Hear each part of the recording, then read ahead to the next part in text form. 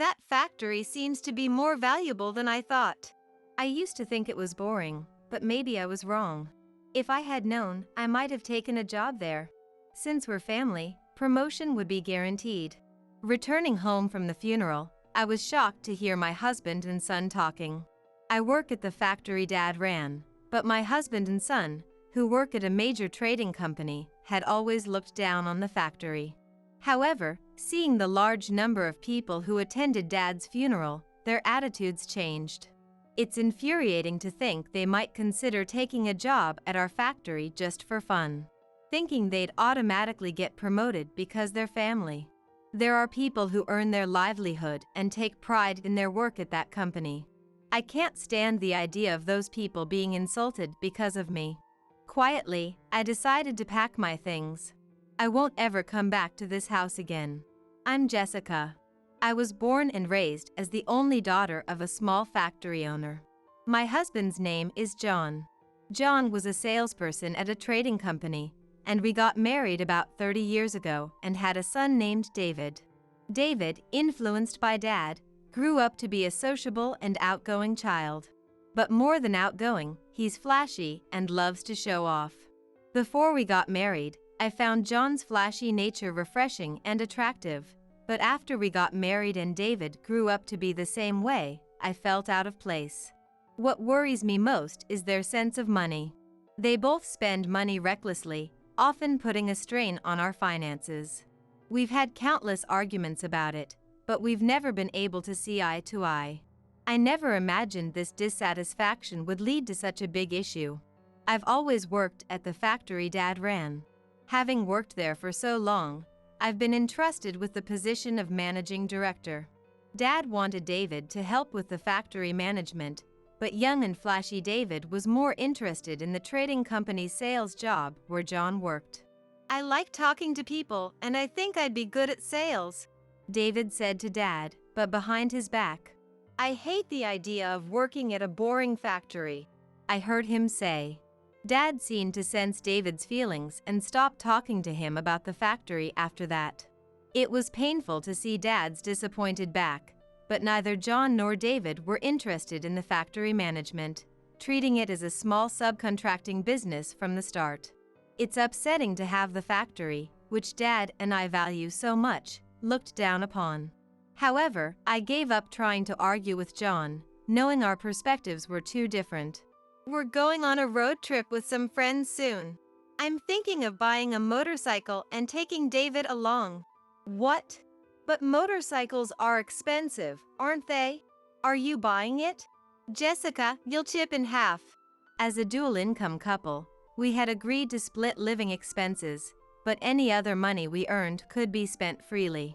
You can't just spring this on me. Seeing my reluctance, John raised his eyebrows. He's a salesperson too, so networking is important. It's for David's sake, come on. All right. But along with the motorcycle, can you take David to visit Grandpa once in a while? He seems to be feeling worse again and might have to go to the hospital for a bit. Seeing his grandson might cheer him up.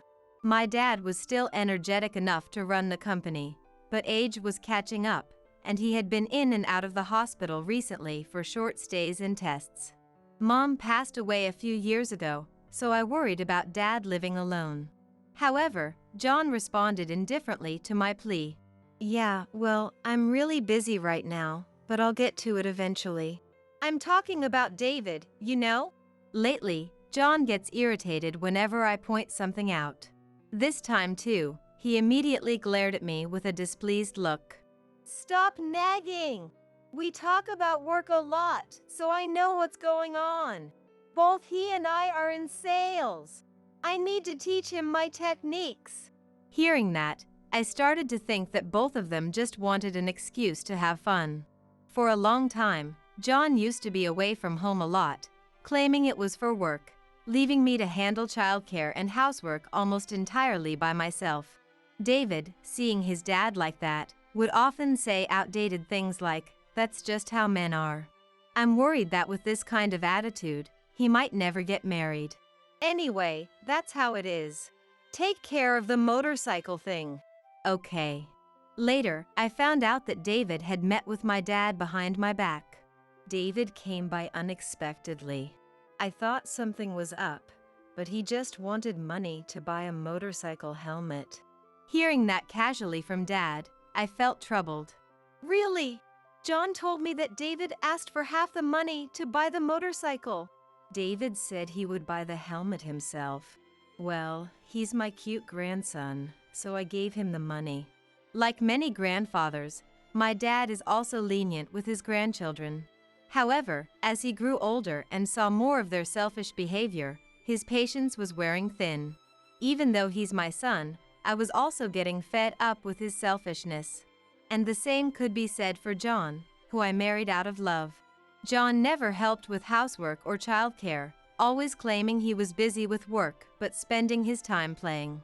Back then, my mom was still around to help, and my workplace was understanding, so I managed, but now I was feeling my affection for him fading. Jessica, I'm sorry, but I'll have to be admitted to the hospital again. Please take care of the company. All right, I understand. Honestly, I'm starting to think about divorce. I can't rely on David to take over the factory, and he probably doesn't want to either.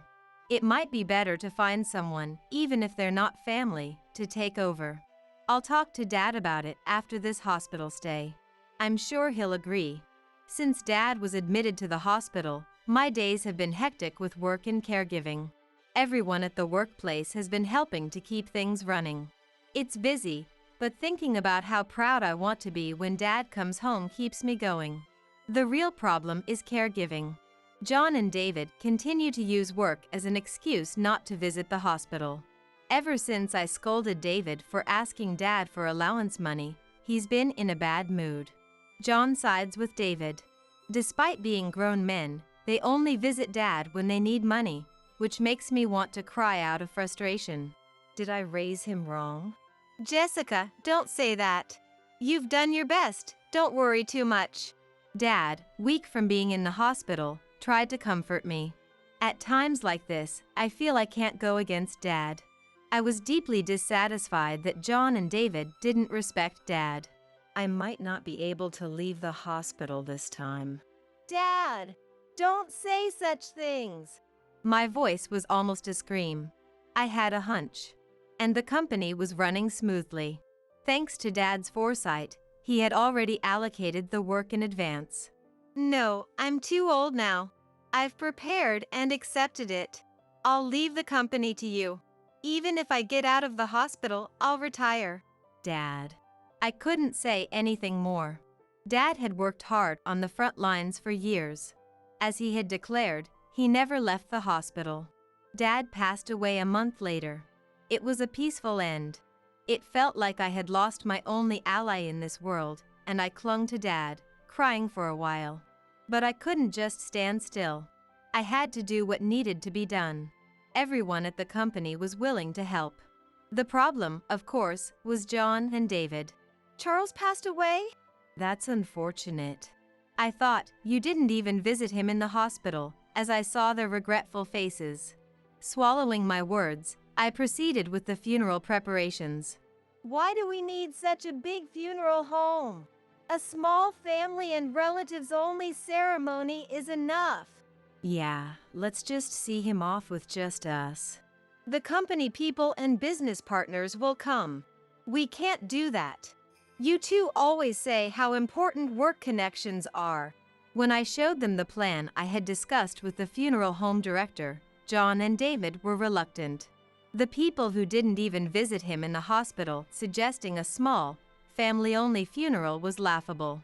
They probably didn't want to spend money. It wasn't even their money, but it was so annoying. He was just a small factory owner, right? There's no way that many people will come to this big funeral home. Yeah, it's not like it was a significant factory. Why are we trying to show off? What did you just say? When I raised my eyebrows, David, realizing his slip-up, awkwardly looked away. I knew they looked down on the factory, but this was the first time they had said it so plainly. They had grown up on the money from that factory, still getting allowances at 25 years old. How did they turn out like this? Well, anyway, I'm against it. We don't need such a large-scale funeral. What does John, who knows nothing about the company, understand? I work in sales at a major trading company. I've attended more of these events than you. I know better than you. John didn't say it as bluntly as David, but it was clear he looked down on the factory too. John's face turned red as he glared at me angrily. If there's not enough money, I won't contribute at all. It's Jessica's fault for wanting to show off. I was dumbfounded that he could say that after making me pay for his motorcycle and golf expenses, claiming they were necessary for work. How many times had John asked me to help for the sake of his work success? The money I had given little by little now amounted to a significant sum. It was enough to cover another funeral of the scale John was begrudging. Don't worry, the company will handle the funeral, and I'll pay for anything that comes up, so it's fine. Do whatever you want. You always told me to stop wasting money, but now you're spending it on this? He also seemed unhappy about me spending money. Do they really think that our parents' money is their own? Grandpa is the president. This isn't wasting money. David, it's pointless to argue. Let's go. I should be the one saying that. They glared at me with resentment before leaving the room. They're probably going to say they're working, but actually go somewhere to have fun. They planned to attend the funeral, so I had to tolerate it. Once they stopped interfering with the funeral arrangements, everything proceeded smoothly. Things were a bit awkward at home, but I was too busy to pay attention.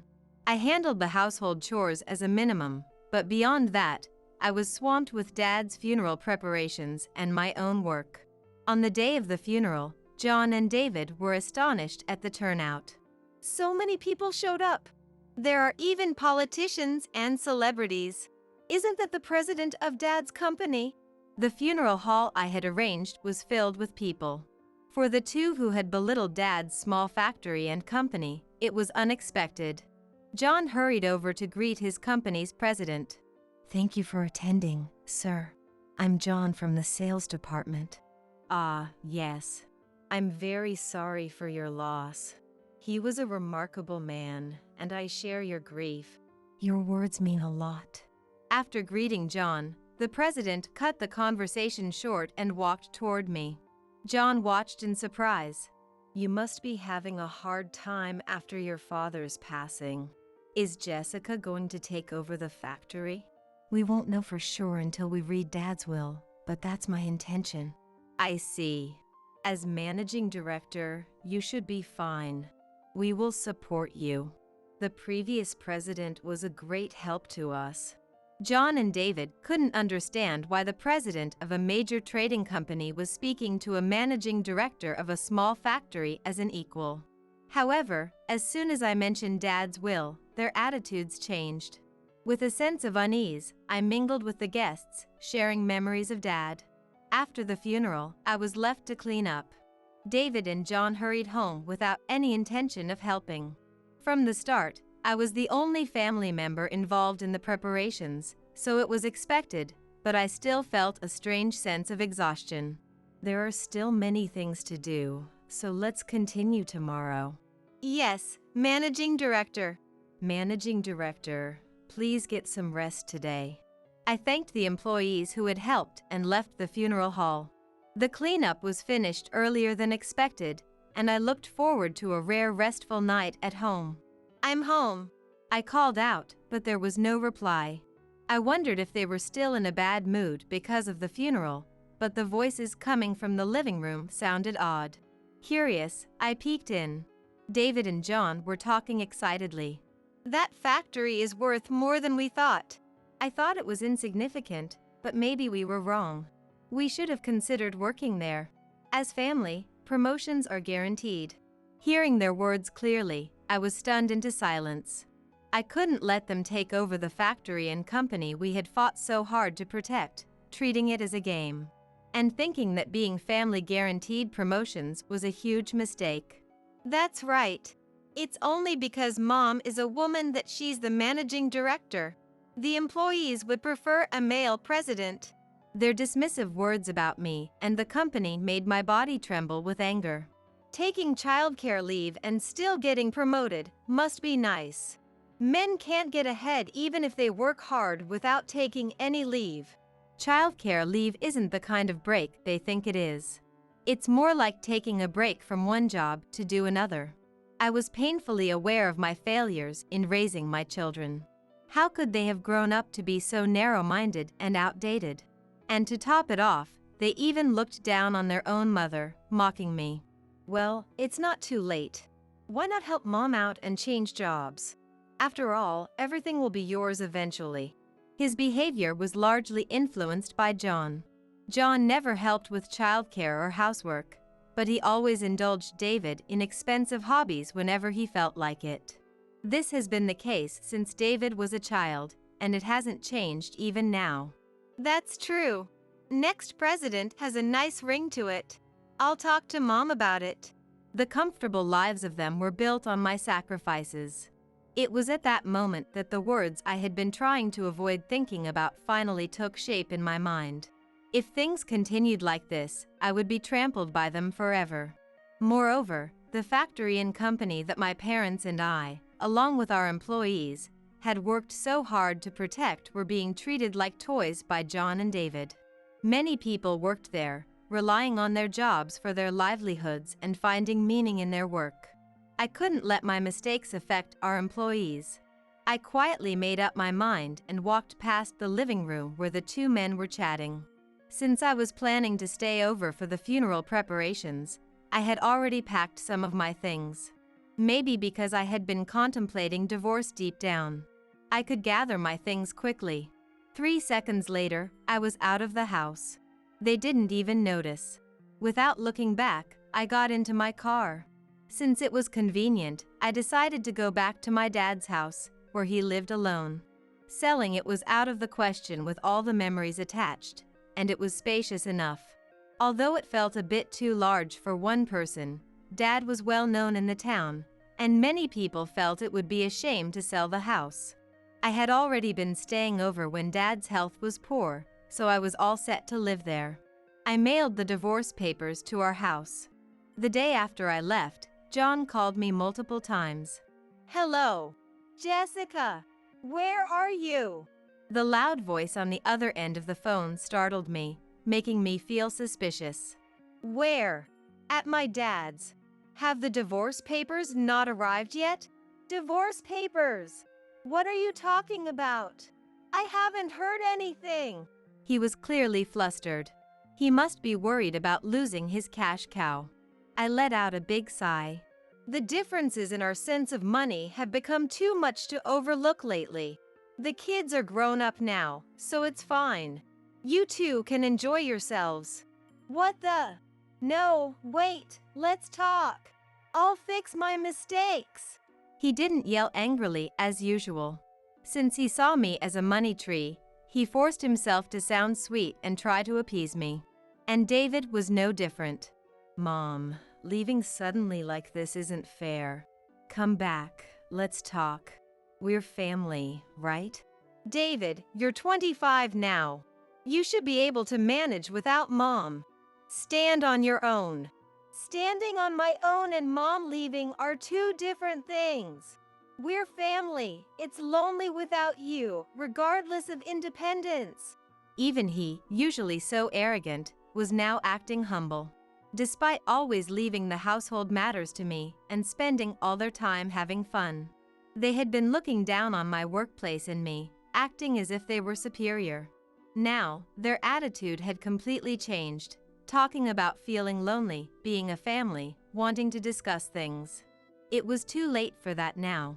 I felt nauseous thinking that behind their change in attitude, they were seeing my father's company. But I lived at my parents' house. They knew the address, so if I tried to outright refuse them, they would just show up at my doorstep. After some consideration, I decided to talk with them. All right. But remember, I want a divorce. Oh. Understood. Let's just talk first. Both John and David were underestimating me. They were in sales and believed they could talk their way out of anything, thinking they could easily persuade me if we met in person. They were in for a surprise. I was fed up with them. To completely cut ties, I started preparing for the meeting. The meeting was set for 3 days later. Despite their usual excuses of being too busy or having work, they quickly agreed to meet. I wanted a week to prepare, but they didn't allow it. They must have thought they could talk me into anything with the two of them against me. They probably suspected I would seek advice and gain insight if given a week. I had planned to do exactly that. However, if my way of confronting them head-on was blocked, I would find another way. By the time I said I wanted a divorce, I was already preparing. The plan was just accelerated, which was no inconvenience to me. "I've brought a lawyer. Nice to meet you today." It was a lawyer who had helped us a lot with company matters. Very famous locally and strong in divorce cases. John and David seemed intimidated by the mention of a lawyer. Hey, that's a bit aggressive, isn't it? Bringing a lawyer to a family discussion?" Their nervous laughter was pitiful. Their voices shook. They were likely more unprepared than they had thought. "I told you, I want a divorce. If you won't agree, this is normal." "Mom, do you really want to cut ties with us that badly?" David looked at me with a sad expression. Before, I might have been swayed by this, but after hearing their conversation in the living room, I felt no affection for my husband or my son. "Yes. If you think you can climb the company ladder just because you're family, then of course I want to cut ties." "What?" David's face turned red, and he fell silent. He never imagined I had overheard their conversation that day. Despite me being out that day, they didn't suspect a thing. "Jessica, why would you?" "Oh, I came back without you noticing, and you were too engrossed in your conversation. I was truly appalled. I don't want either of you to lay a finger on that company." John looked like he wanted to say something but couldn't find the words. To add to the pressure, the lawyer handed John some papers. "Since the beginning of your marriage, I've been informed that you've been asking Jessica for money for work purposes. Jessica kept detailed records of the amounts, the dates, and the purposes you stated. We would like you to return the total amount. If you comply, we will not seek additional compensation in the divorce proceedings." "What? Money?" John snatched the papers and stared at them intently. It was an invoice for the same amount as Dad's funeral, which he had angrily refused to pay. But this is... Oh, right. There's money for David too, isn't there? Isn't this child support?" I was exasperated by his pathetic excuse. They are really greedy people. Child support doesn't cover things after he became an adult and got a job. Although I could have said that the money for David was excluded, it's already been deducted from the amount. John's face turned pale as he glared at the papers. He seemed incredulous. It looked like he didn't remember exactly how much he had spent on what. "Ever since you started working, you always wanted the best shoes, suits, and watches. You kept asking me for money, saying it was for work. I told you I was just lending it, remember? But we're a married couple, helping each other is." "I don't recall you ever helping me, John." John always left all the housework and child-rearing to me. Unfortunately, without any witnesses, getting alimony through divorce court would be difficult. Fighting a long court battle with him was too bothersome, so I gave up on alimony. Even this debt repayment request was just harassment. The lawyer promised to collect it, but as long as I could protect Dad's company, I didn't care about it. John fell silent, and I watched him. In the silence, David spoke up. "If you want a divorce that badly, talk it out as a couple. But I'm Mom's son, right? Switching jobs and promotions are just temporary phases. I'll change my ways and work hard, so please forgive me." Those words already proved he hadn't changed, but did he understand that? John looked shocked, feeling betrayed. "David, are you going to abandon your dad? If you keep making debts like this, Mom will be fed up. I'm Mom's son. Even if you want to cut ties, you can't." It seemed he decided to abandon Dad and cozy up to me, considering the inheritance. He's as shallow as his father. I've been raising him all this time, so why did he turn out like this? Where did I go wrong in raising him? Lately, these thoughts have been consuming me. That's right. You can't cut family ties so easily. John slumped his shoulders, and David smiled. John looked like he was about to grab smiling David. They used to be such a close father and son, but when money gets involved, this is what happens. Selfish people are terrifying. But, David, I don't want someone like you, who just wants to become president or get a promotion, to be involved in Dad's company. What? David's face froze. At the same time, the doorbell rang. John looked puzzled. What? Who could it be at this time? It's a guest I invited. What? John and David visibly panicked. It was too much trouble to explain, so I got up and let the guest in by myself. Thank you for coming, Mr. President. When Jessica consulted me, I couldn't refuse. President. The visitor was the president of the trading company where John worked. An old acquaintance of Dad and a business partner for the factory. John hadn't known until the funeral, but we had been close for quite some time. But just like the lawyer, he was merely an acquaintance of Dad's.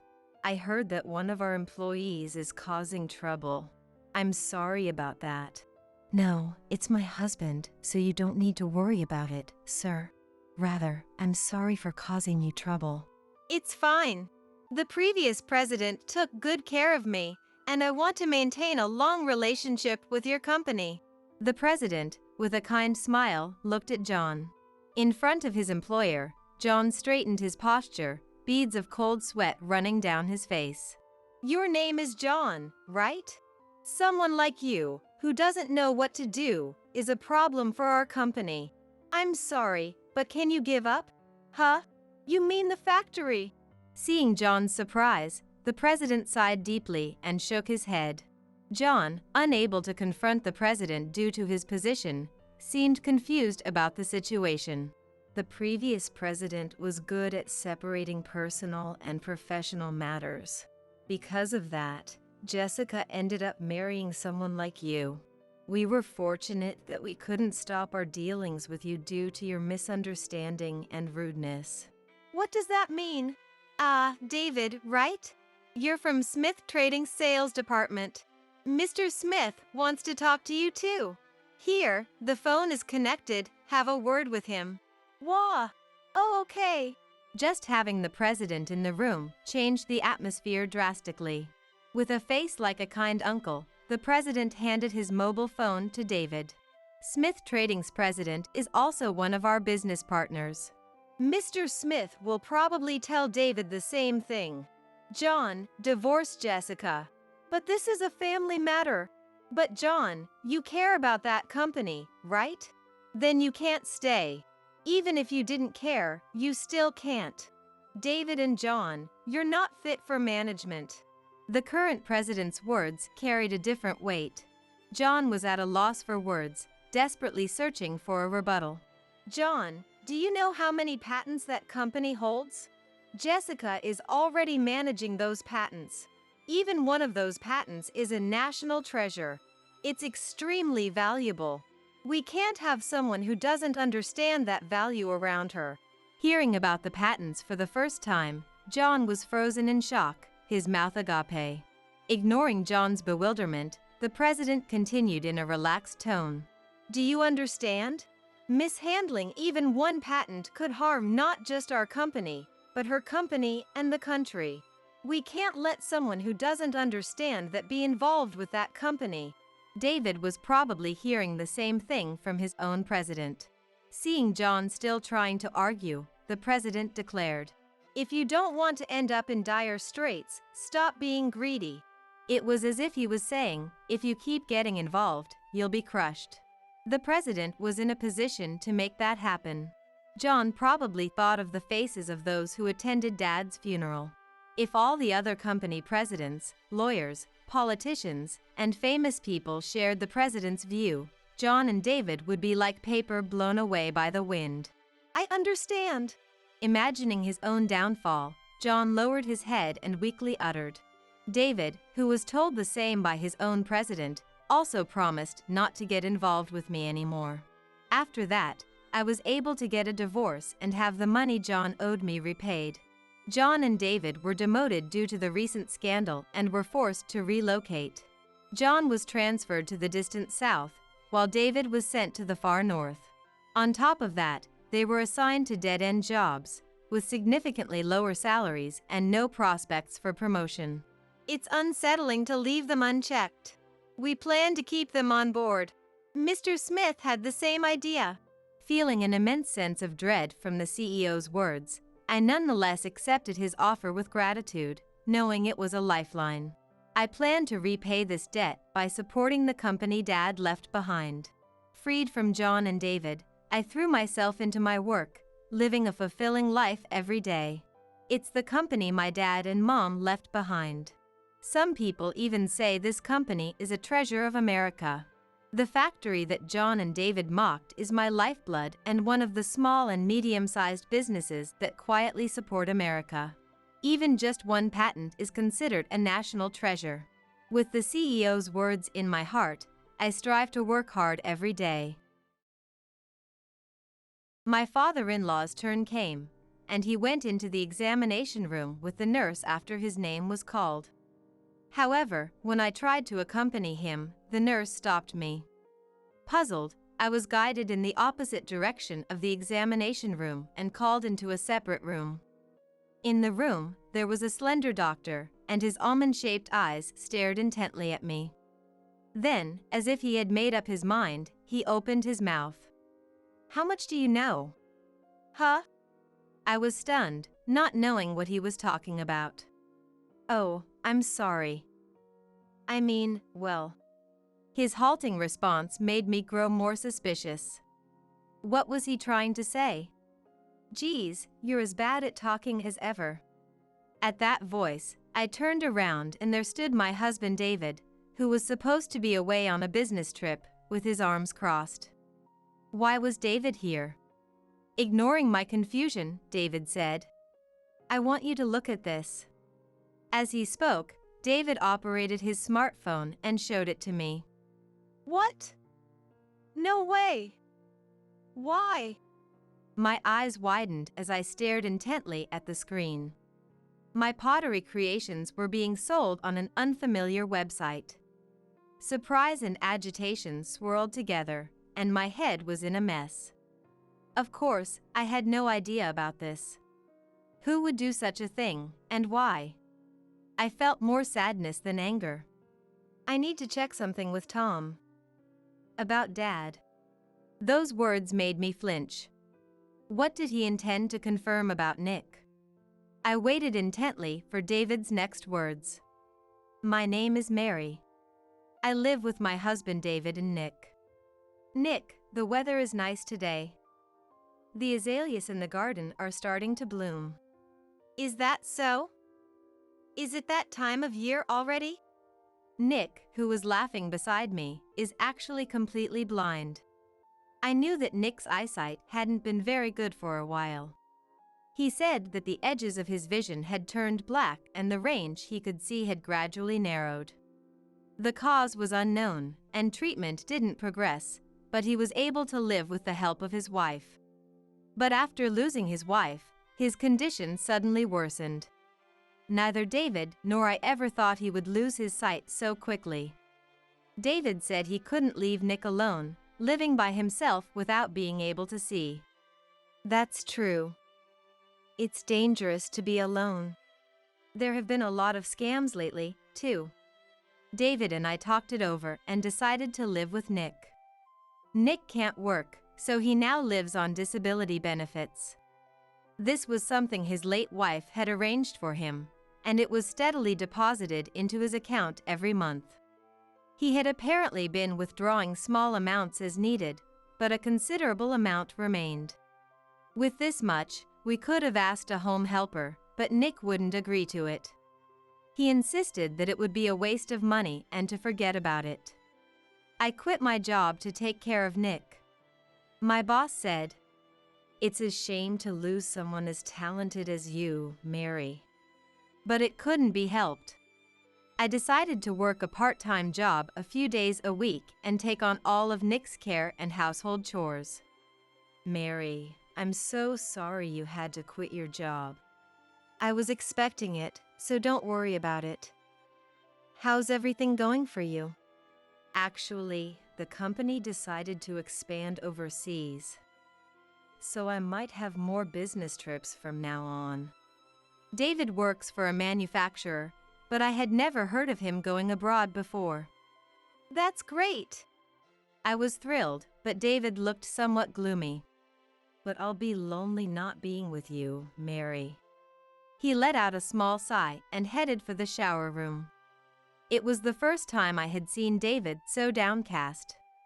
He's always smiling and rarely says he's lonely. So David's words were unexpected, and I was surprised. Did my show of joy backfire? As David had said, starting the following month, he began going on more business trips and naturally spent more days away from home. I was busy every day preparing Nick's meals, cleaning the house, and going to my part-time job. But as I was shopping at the supermarket, a thought suddenly occurred to me. Taking care of Nick was easier than I had expected. When we first started living together, I thought I would have to help a lot with things like showers, going to the bathroom, and moving around the house and when we went out. I thought I would have to feed him because he probably wouldn't be able to hold a fork or anything to eat.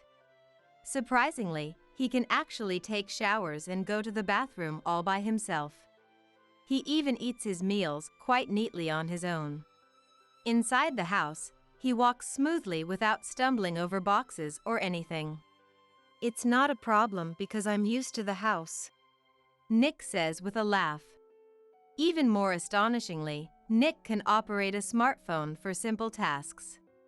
He makes phone calls and looks things up by skillfully using the voice recognition feature. Sometimes when I hear voices coming from Nick's room, it turns out he's chatting with the AI on his smartphone. Even I only use my smartphone for calls and messages. That being said, checkups are still necessary, so Nick goes to the hospital regularly. But whenever I offer to go with him, for some reason he insists on going alone. But there are crosswalks and it's dangerous. It's fine, there are sound signals. But you have to get on and off the bus too. I can do it by myself. Nick snaps, getting a bit angry, and leaves on his own. I secretly follow him, worried, but he really does cross the streets alone and has no problem riding the bus. Later, he tells me he walks using the voice navigation on his smartphone.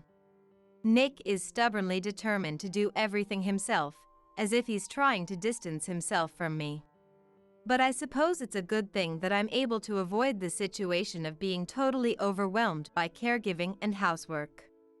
Having some peace of mind and free time, I was able to go to a pottery workshop nearby. It was just a one-day experience, but I unexpectedly enjoyed it and got hooked right away.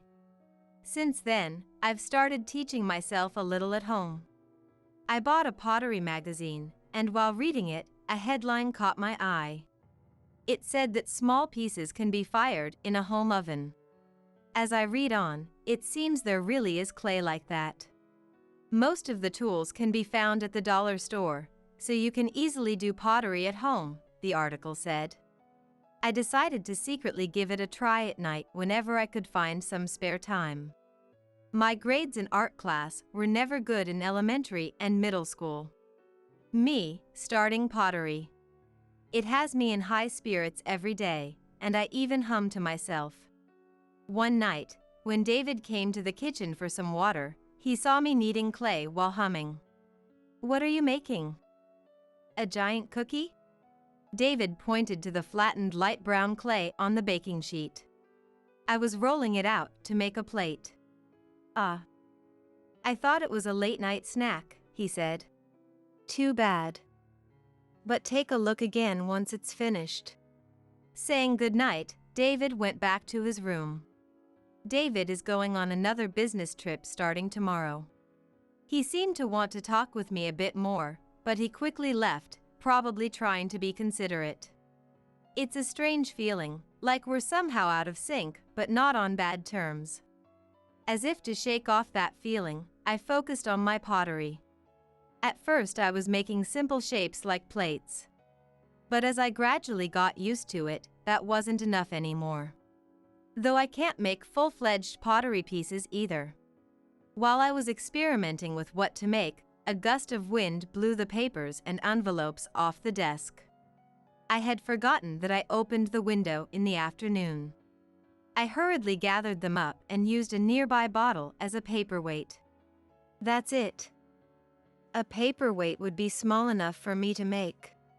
It's not like I'm presenting it anywhere, so I decided to make one on a whim. I want something a little stylish. I pondered while kneading the clay, and the image of a cat I used to have came to mind. It was a stray that we took in and named Belle. I lovingly raised it together with David. I'll use Belle as my model. Once I decided, things moved quickly from there. What did her face look like, her paws, her legs, her tail? I slowly started to remember. In a photo on my smartphone, Belle is being held by David, looking not entirely thrilled about it.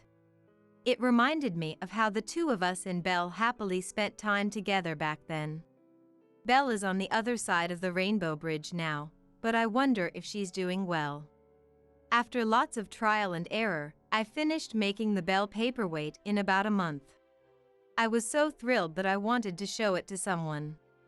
It just so happened I was going to lunch with my friends, so I decided to bring it and show them. My friends turned their smartphone cameras toward it, saying how cute it was. I was surprised by the unexpectedly positive reaction. Next to the pasta plate at lunch, Belle's not entirely thrilled expression had a certain charm. My friends even requested that I make one for them too. Really? But it's just an amateur handmade piece. The fact that it's handmade is apparently a plus.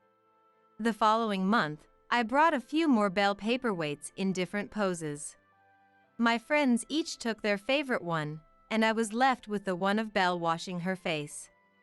A week later, I realized that I had received several messages from a friend I had given Belle's paperweight to. According to her, when she posted the paperweight on social media, she received dozens of messages within just 3 days. Most of them were asking where they could buy one for themselves. I was astonished that it had generated such a response. My friends unanimously urged me to start selling them online. They said they would definitely sell. But I hadn't made them to make money. It was just a hobby of sorts, and I was very reluctant to turn it into a business. Above all, I'm not very savvy with the internet and have no idea what to do or how to do it. I only check messages from friends every 2 to 3 days and hardly use my smartphone.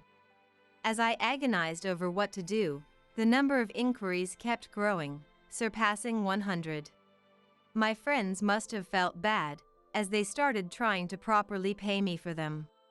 I'm the one who feels bad. I've been having them reply to messages from friends on social media, saying they're not for sale. The same topic came up again when we were having lunch. Well, maybe I should at least take enough to cover the cost of materials. After all, I'm not a professional potter by trade. When I said that would be plenty, they were happy to pay it. David was also interested in this little figurine. When he came back from a business trip and found Belle's paperweight on his desk, he exclaimed, "Hey! Isn't this Belle? Did you make this yourself?" He picked it up between his thumb and index finger and brought it over to me with a delighted look. "Yep. Spinning image, isn't it? It's amazing. This Belle is so darn cute. It's really well made." When I told him it had become a topic of conversation on social media, David was thrilled. Selling online is easy. You just make a site, post some photos, and... Don't make it sound so simple. I'll help you out. I may not look like it, but I'm a salesman, you know. Leave it to me, David said, getting enthusiastic and starting to make plans about online stores and whatnot. But selling means running a business, even if it's small. I don't have the confidence to start something like that on a whim. I'm not interested in selling them. I took Belle's paperweight from David's hand and put it back on the desk. Besides, I don't really know much about the internet. I'll support you, so. Oh, that reminds me, I finished the plate I was making the other day. Let me go get it. I opened the kitchen cupboard. I can't see what kind of expression David has on his face. When I came back from the kitchen, David was gone. On the desk, only Belle's paperweight remained, washing its face. Belle. What should I do? Belle doesn't answer. It just kept washing its face as if to say it doesn't know. One day, I came home humming, and Nick called out to me. Did something good happen? That day, I had gone to show Belle's paperweight to my pottery class teacher. I had vaguely mentioned to Nick that I was taking pottery classes, but we hadn't really talked about it much before. I went to show my teacher something I made in that pottery class I mentioned before. Nick, sitting in the living room chair, listened to my story. What kind of plate was it? This time it wasn't a plate, it was a figurine. As I said that, I felt something was off. What did Nick just say? Smiling beside me as I wondered, Nick opened his mouth again. That's great. I wonder if I could do pottery too. What? I couldn't believe my ears, but I thought this was an opportunity. This could be a chance to get closer to Nick, who tries to keep his distance. That way, I could stop him from doing dangerous things like crossing the street by himself. I'm sure you could. You seem like you'd be good with your hands, Nick. There are people who paint even though they can't see. I let Nick feel sample plates and taught him how to shape the clay into similar forms. Because he can't see, he kneads the clay while checking the shape over and over with his fingertips. He seems to enjoy the fresh sensation of the clay's texture, coolness, and softness. Nick seemed to keep making things while I was out at my part-time job. When I get home, several pieces are lined up on the cooking sheet. The ceramic pieces were all adorable, even if their shapes were a bit unusual. Wow, you're really good at this.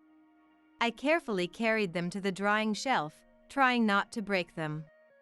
I kept an eye on how they were drying and fired each one in the oven. As I was doing this, I noticed another odd thing. Oh, the Belle figurine I left here is gone. The figurine of Belle washing his face, which should have been on the desk, had disappeared. I also realized that the rabbit and frog figurines I had put out were missing. When I asked Nick, he said that he might have accidentally broken or thrown them away. I was always carrying them around for reference. I'm sorry. Is that so? I'm really sorry. Because of my blindness, even the cat figurine. I couldn't pursue the matter any further. It's okay. Maybe. I know, some elves took them. I said with a laugh, trying to brush it off. Even with such childish words, Nick seemed reassured. Nick continued his work after that, but I started to feel a clear sense of unease about his words and actions. When I told David about it, he made a surprised face. I'm always away for work or on business trips, he said vaguely, as if he didn't know. Amidst these unsettling days, the time came for Nick's regular checkup. David had left for a business trip in the morning. Nick and I had gotten a little closer through pottery, so today I was going with him. We arrived at the hospital before noon, completed the reception, and waited for our turn in the waiting room. The women at the reception desk seemed to be looking at us and talking about something. No, they might not necessarily be talking about me or Nick. Thinking I was being self-conscious, I opened the pottery magazine I had brought. Eventually, our turn came and Nick's name was called. He went into the examination room with a nurse. However, when I tried to accompany him, the nurse stopped me. I wondered why. It was my first time coming with Nick, so perhaps they were verifying who I was. As I pondered this, I alone was guided in the opposite direction of the examination room and shown to a separate room. Inside, there was a thin doctor sitting in a chair, handing a file folder to a nurse. After the nurse left the room, the doctor looked at me. His name tag read Tom. His narrow eyes stared intently at me, and he opened his mouth without me being able to read his intentions. "How much do you know?" "Huh?" What was he talking about? I stared at Tom, dumbfounded and confused. I thought he meant Nick's eyesight, but something seemed off. "This is my first time accompanying him for a checkup, so I'm not sure what I'm being asked." "I'm sorry. I didn't explain properly. I mean, well." His hesitant response made me grow more suspicious. "What on earth is going on?" "Well, you see." As if startled, he stared past me. I turned around to see David, who was supposed to be on a business trip, standing there with his arms crossed. "Geez, you're as bad at talking as ever." I couldn't hide my surprise at David's exasperated sigh. "David, why are you here?" "I needed to check something with Tom." "About Dad." Him mentioning his father made me stop short. What did Tom need to verify about Nick? From David's attitude towards Tom, I could tell they were quite close. Apparently they had been friends since their student days. "I also have something I want to confirm. Mary, can you tell me more about Nick's usual behavior?" When asked about his usual behavior, I described his routine from waking up to going to bed. He can shower, use the bathroom, and eat properly all by himself. He can go to his regular checkups and come back on his own, and at home, he enjoys chatting on his smartphone. As I described Nick's ordinary daily life, Tom nodded in understanding. I also mentioned that Nick had recently started pottery and was immersed in it during the day while I was out. I showed them photos of Nick's pottery that I had taken with my smartphone. His recent works had become more well-shaped, with no distortions. Seeing this, Tom let out a small groan.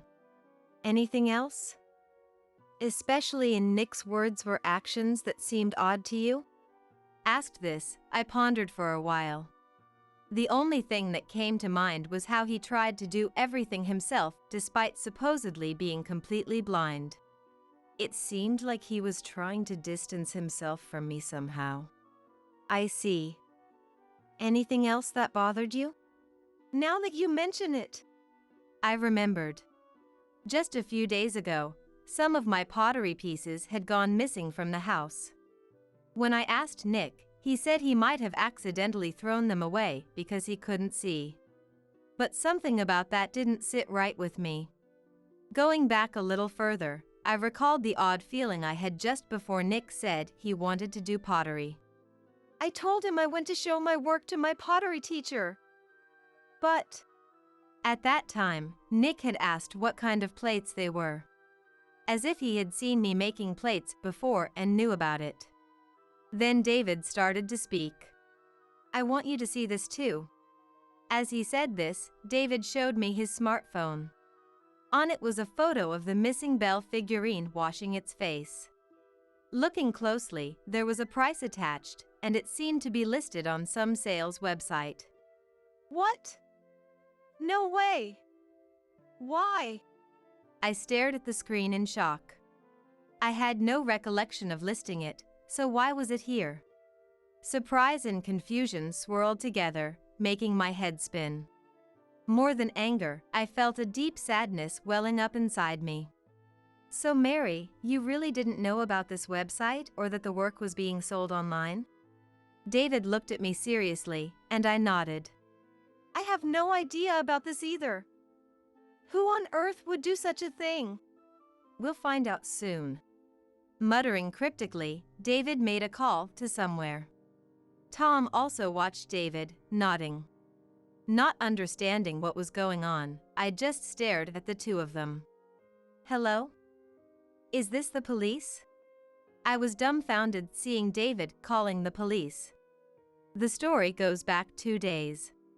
While on break with a colleague from work, David was introduced to a website specializing in selling cat figurines. He was told there was a figurine they were interested in and asked to take a look. They showed it to me because the design of a cat washing its face is rare. The moment David saw it, he had a gut feeling it was the Belle figurine I had made.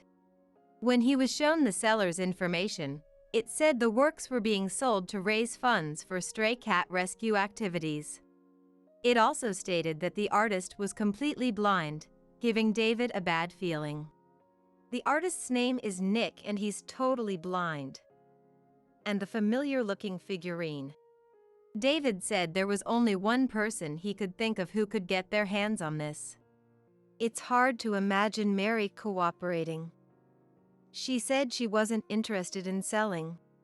David seemed to recall the odd feeling I had mentioned too. If I hadn't heard your story, I wouldn't have realized. Dad might not actually be blind. Tom continued David's hesitant words. Just 2 days ago, David contacted me about Nick. He was quite surprised when I said I was in charge of his case. In fact, Tom had doubts about Nick's vision. During examinations, Nick acts as though he can't see. But on the other hand, Tom felt his gait and movements didn't seem like those of a visually impaired person. The nurses had the same impression. I don't want to doubt a patient, but... Tom said this, looking downcast. Just then, there was a sudden commotion coming from the hallway.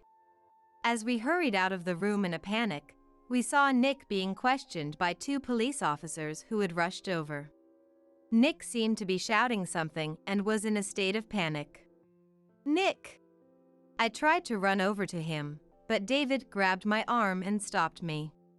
Immediately after, Nick shook off the officer's hand and ran away at full speed. The waiting room was full of patients, and bumping into them would not end well. But Nick nimbly avoided the waiting room chairs, patients, and nurses.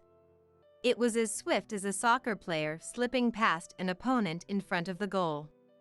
As everyone stood dumbfounded, the 2 police officers quickly chased after Nick and caught him in no time. Let me go! I'm blind! His cries rang out in vain, making it evident that Nick could indeed see. The 2 officers stood Nick up and took him away for questioning. Later investigation revealed that Nick had created and operated a fraudulent sales website.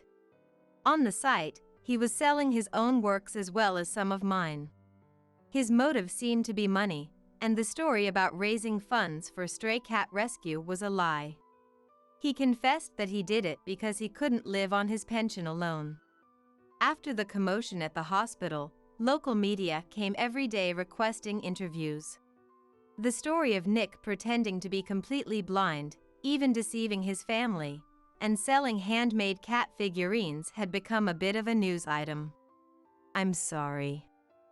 I cannot comment on that. I repeated this answer through the doorbell every day. As for Nick, he was given the cold shoulder by the entire neighborhood and wouldn't come out of his bedroom. At a loss, we decided to ask Nick's older brother Ben for help. Ben had previously been in the military and was apparently a strict instructor.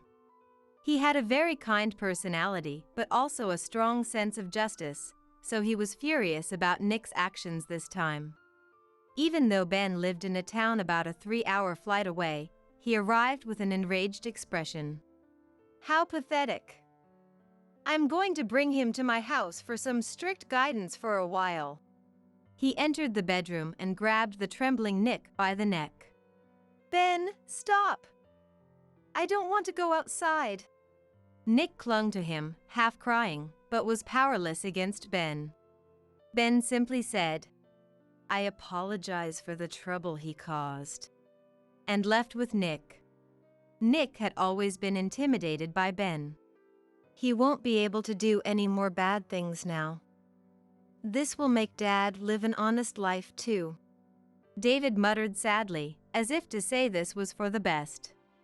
David immediately shut down the site Nick had created, but something unexpected was happening online. Today, a colleague told me. Apparently, photos of the site that was supposed to be closed were being spread on social media by others who had seen it. The cats I made were said to have kinder expressions compared to the cat figurines Nick made, and this was becoming a topic of discussion.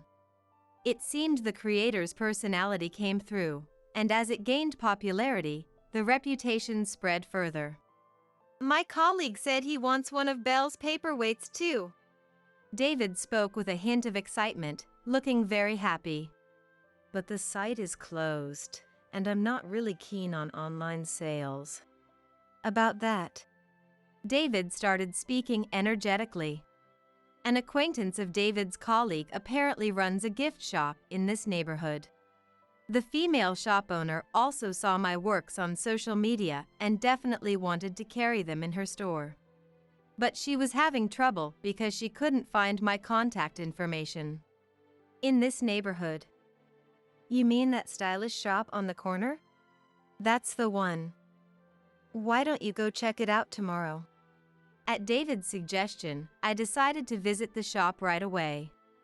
The shop owner wore lots of cat accessories, making it clear she was quite a cat lover. I agreed to her offer and decided to have my works displayed in the shop. A few days later, I brought over plates in addition to the paperweights to display. A slight feeling of happiness mixed with anxiety about whether they would actually sell. Often, the pieces would sell out while I was in the process of making more. The sales were just pocket money, but I was still filled with surprise and joy. I decided to donate a portion of it to stray cat rescue activities. I thought that would make Belle happy too.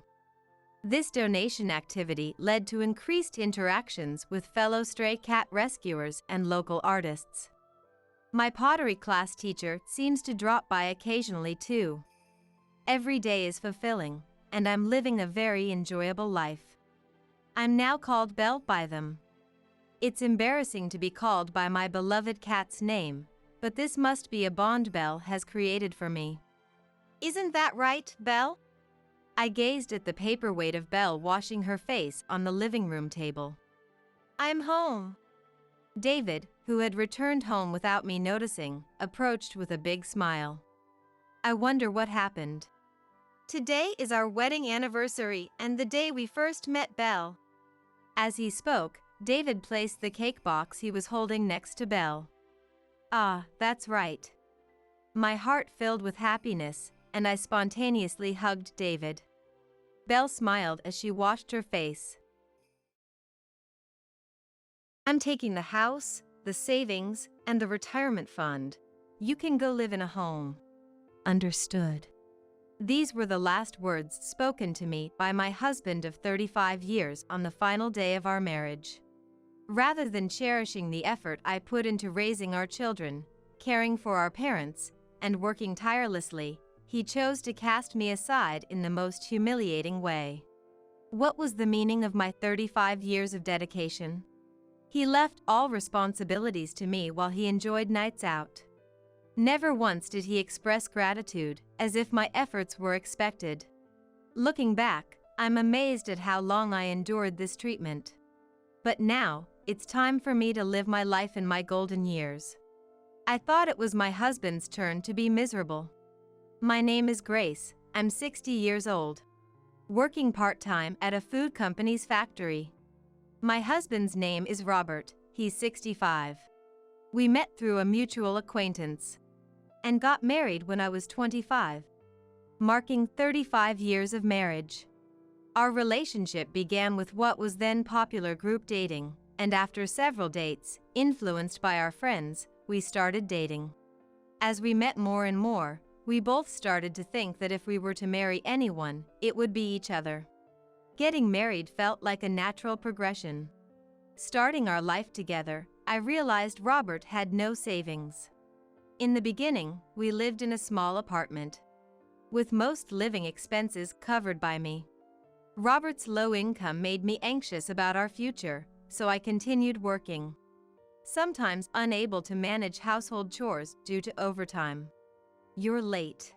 I'm hungry already. Did you wait? You could have eaten first. How can I eat when there's nothing to eat? Robert often came home earlier than me, as he rarely worked overtime, yet he never helped with household chores. Isn't it a woman's job to do the housework? We're not in that era anymore. That time was when women were starting to make significant strides in the workforce. The term career woman was becoming common, but Robert insisted that household duties were a woman's job, as if stuck in an outdated mindset. I would have preferred being a housewife if it were financially feasible.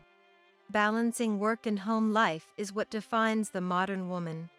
Our situation wasn't exactly the stereotype of a henpecked husband, but reflected Robert's tendency to interpret things in a way that suited him.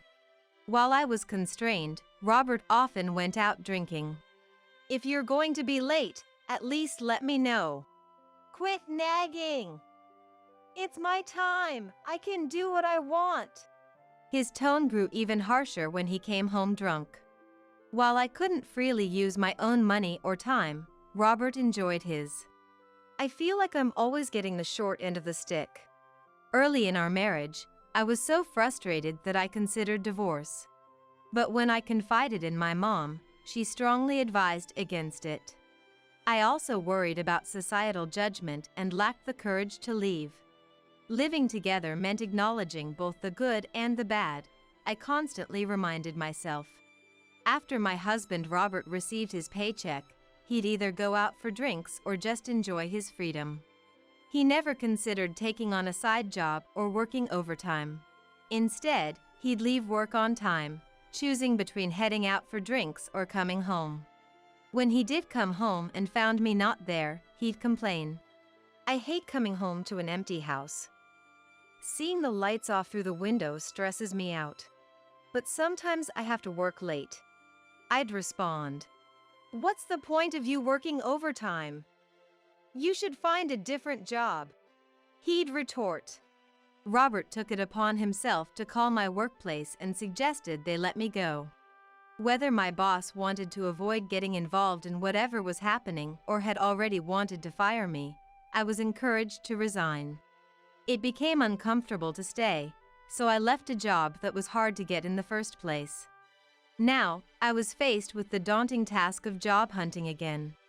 Having already left 2 companies, my resume wasn't passing the initial screenings. In a panic, "Why not work part-time?" "I'm working full-time anyway," Robert casually mentioned. I wasn't particularly career-driven, so I didn't cling to my aspirations.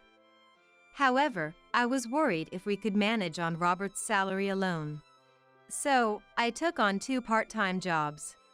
One as an early morning cleaner and another as a supermarket cashier. I'd even work overtime at the supermarket on days I knew Robert would be home late. I made sure to be home when Robert was around and worked diligently when he wasn't. I endured years of this routine, convincing myself that Robert needed me. I found his desire to have me home when he returned somewhat endearing at the time. A year into our marriage, I gave birth to our first son. Our apartment is getting too cramped. Yeah, the kid will want his own room when he's older, and he might even want siblings. Around that time, Robert's mom, Karen, who was a divorced single mother, suggested we live together. Probably, she felt lonely after Robert, her only child, left home. "It's all positives, right? We won't have to pay rent," Robert said, likely echoing Karen's words. I wanted some time to think it over. "Mom's already getting things ready," he pressed, revealing that a room for our son was already being prepared, complete with new wallpaper. I was shocked at how far they had progressed with their plans without me. Wanting to continue working part-time, I agreed, albeit a bit lightly. a decision I would soon regret. Karen seemed to have it out for me, delivering daily doses of sarcasm. It's sad for the child to see his mom work so much. I can't believe this. It wasn't like this in my time, she'd say. Karen had never worked. After her divorce, she relied on her parents to raise Robert. Karen's family was somewhat wealthy, so there was money. Now, it seems she's living off a small inheritance and a meager pension. Though her spending habits seemed a bit extravagant. Her kindness extended to her hobbies and her son and grandson, but never to me. Meals were prepared without considering me, and I was often left behind on outings. I was thankful she looked after my grandson, though. With Karen taking over the household, Robert told me, "You can work full-time now, overtime included." "What? Why all of a sudden?" I asked, baffled. "Since Mom's here, you can go work," he said. I thought to myself, what a selfish person he is. It was then I realized that when he said he wanted me to stay home, it wasn't because he wanted me there, but rather someone to take care of his needs. I started my mornings by dropping off our child at the childcare center, then heading to work as a temp. Fortunately, Karen was always willing to pick up our grandson, which allowed me to rely on her for the return trips. Being able to work overtime without complaints was a relief. This routine continued for about 10 years until Karen began to act strangely. "Who are you?" "A thief, I guess." "Robert, call the police." "No, it's me, Grace." Karen had developed Alzheimer's disease and saw me as a complete enemy. She increasingly failed to recognize Robert and our son as well. One day, while wandering, she was involved in a traffic accident and became bedridden. "This is your fault. You're responsible for taking care of her," Robert blamed me. "How is it my fault? You shouldn't be working late nights. But you're the one who said I could work." Our arguments became endless. I considered leaving with our son, but couldn't abandon Karen. Besides, our son loved both Robert and Karen too much for me to separate them. Karen, who never accepted me as family, complained daily while I cared for her. When I confided in Robert, he dismissed it simply. "She has dementia, what can you do?" Eventually, I quit my job and became increasingly isolated. I had hoped Karen might become kinder to me, thinking I was a stranger due to her condition, but that was wishful thinking. She must have inherently disliked me. Yet, she was still an important grandmother to our son. I cared for Karen alone until she passed away. After Karen's death and our son becoming independent, only Robert and I remained. With Robert's retirement coming up next year, I looked forward to traveling together and exploring new places.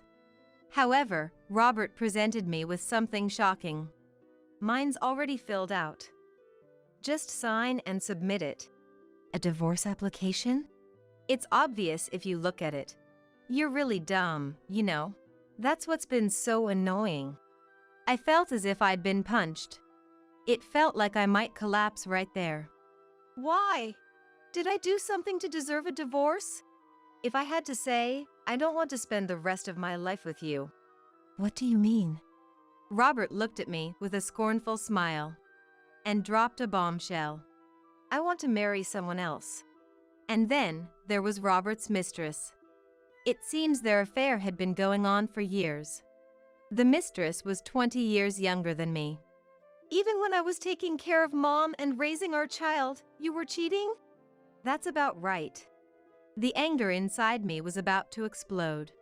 While I endured Karen's harsh words, took care of our child, and suffered loneliness all by myself, Robert was out having fun with his mistress. I wish I never knew this.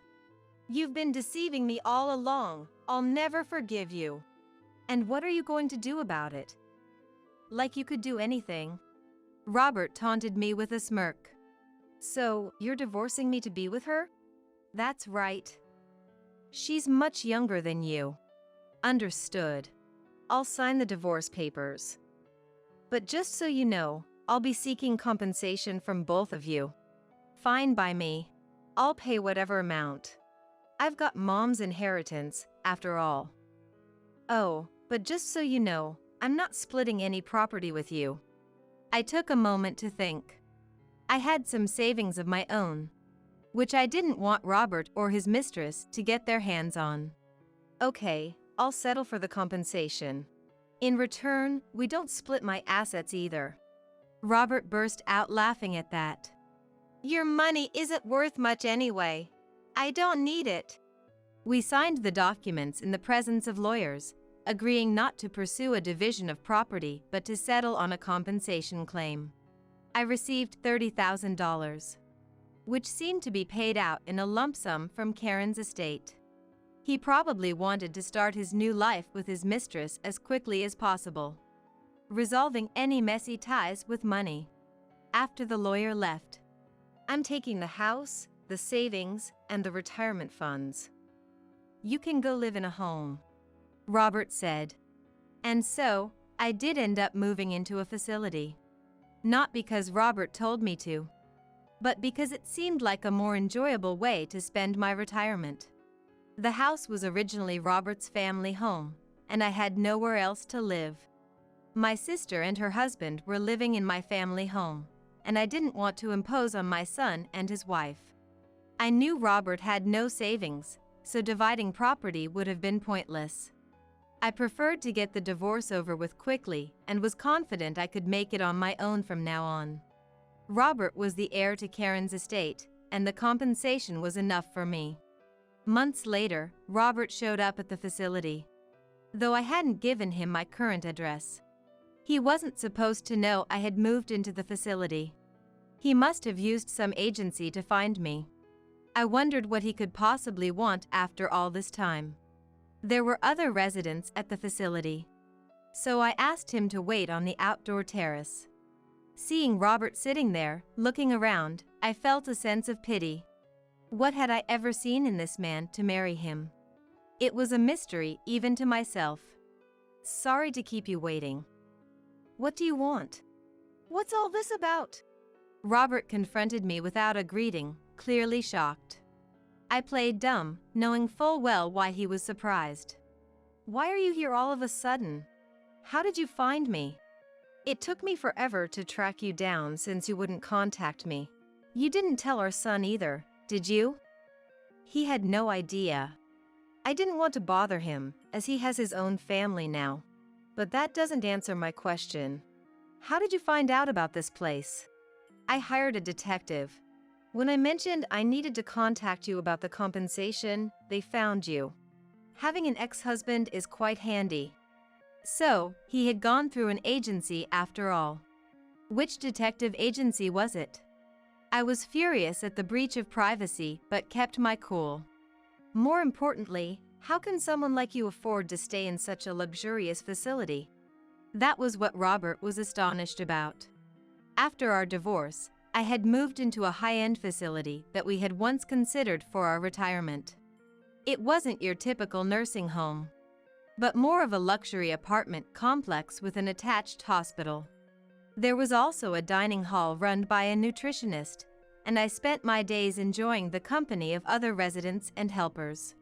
You could be on your own if you wished, and someone would check on each room daily to ensure no one had fallen. Each room was equipped with an emergency call button for immediate assistance. I heard this place costs $1 million? How do you have that kind of money? Actually, I've been investing for the past 35 years, ever since we got married. I wanted to ensure we could enjoy our retirement together. I had been laid off during a recession and struggled to find a new job, which drained my savings and filled me with anxiety. Understanding the unpredictability of life, I realized that saving money wasn't enough and started learning about investments.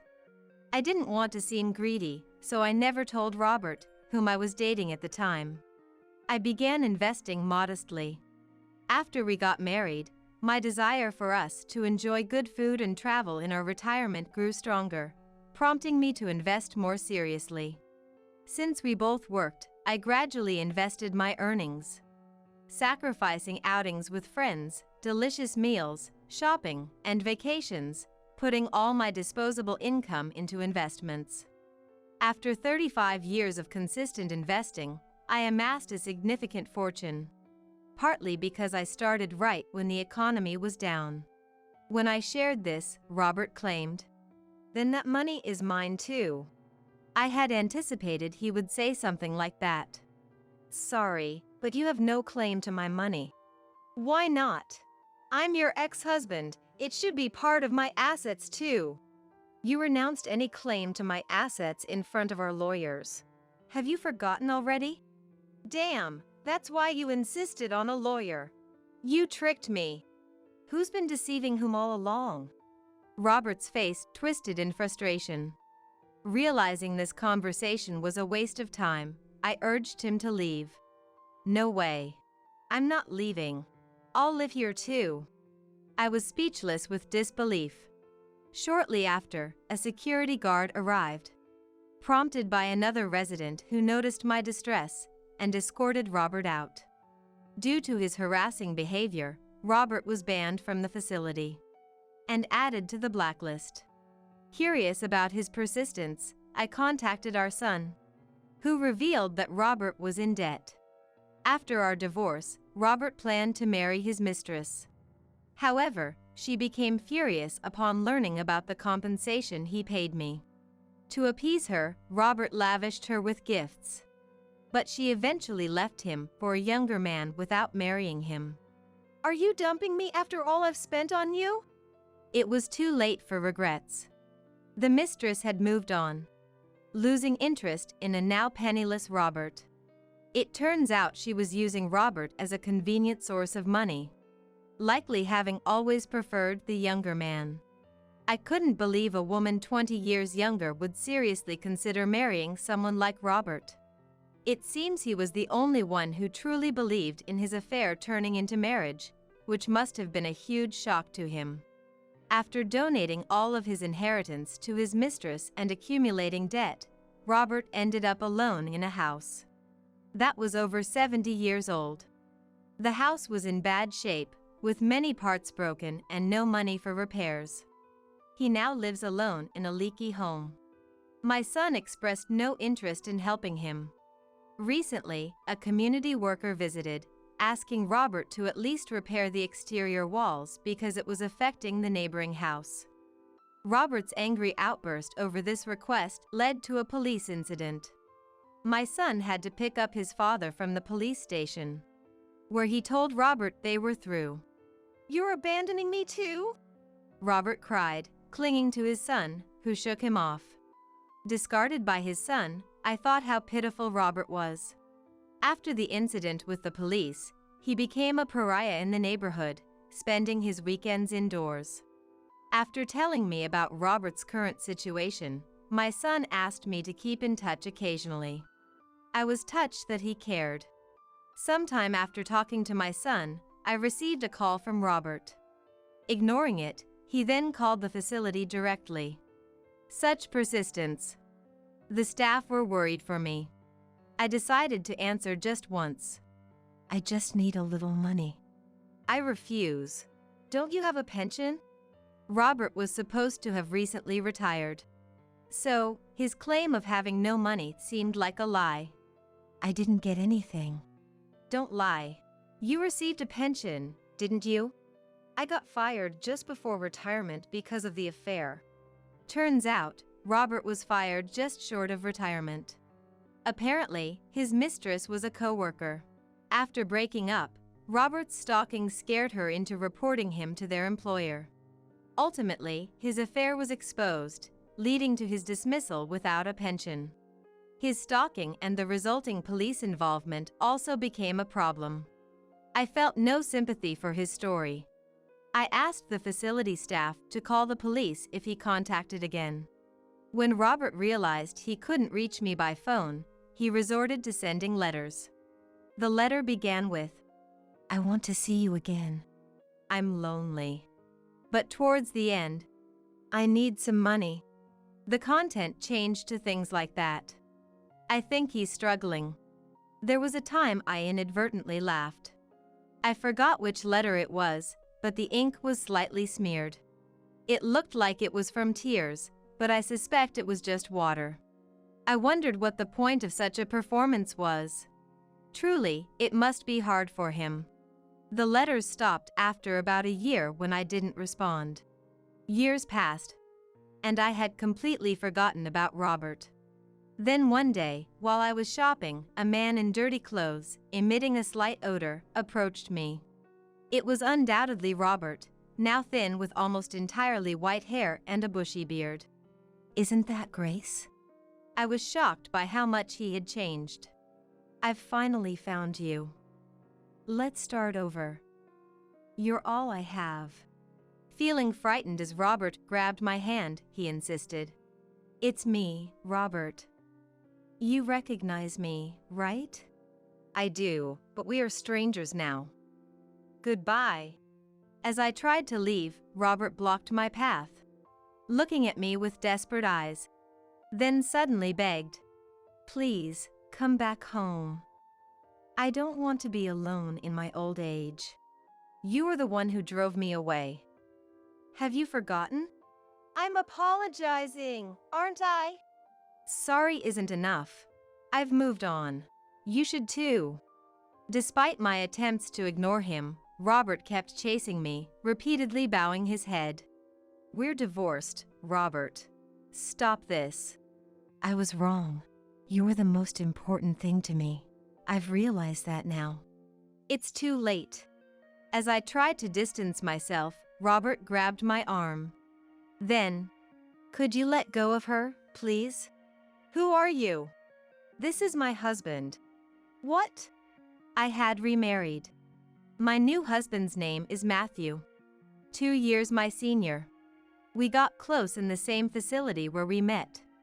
It was Matthew who had called security when Robert visited. This was shared with me by another resident, and I was drawn to their considerate and kind nature. We naturally spent more time together and decided to marry. Despite wondering if it was odd to remarry at our age, we chose happiness for our final chapter. Matthew pulled Robert away from me. You remarried? "Yes. So please leave me alone." "So that's how it is." Robert was visibly shaken. I was worried he might lash out at Matthew in anger, but he had no energy left.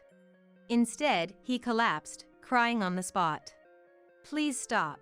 It's embarrassing." Shut up! Don't bother me! Robert cried unabashedly, as onlookers watched from afar. I thought it was a pitiful sight. A grown man, crouched down on the street, crying. Is this something a person can do without shame? Or perhaps, am I being tested? "Grace, let's go." "Yes." Encouraged by Matthew, I left the scene behind. Since then, Robert has not appeared before me again. According to my son, Robert still lives in the same old, unrepaired house, unable to properly take care of household chores and accumulating garbage to the point of generating complaints for the smell. My son has been inconvenienced by repeated contacts every time there's a complaint. Despite attempts to reason with him, my son finally lost his patience. In front of a city official, "He's not my son," Robert declared. Following that, attempts to contact my son ceased when Robert reacted angrily to them. It seems the authorities have also given up, deeming any effort futile. Truly, Robert has become a neighborhood nuisance. However, that's no longer my concern. Ultimately, abandoned by everyone, Robert lives in isolation. "If only I hadn't started that affair," my son mentioned hearing Robert say.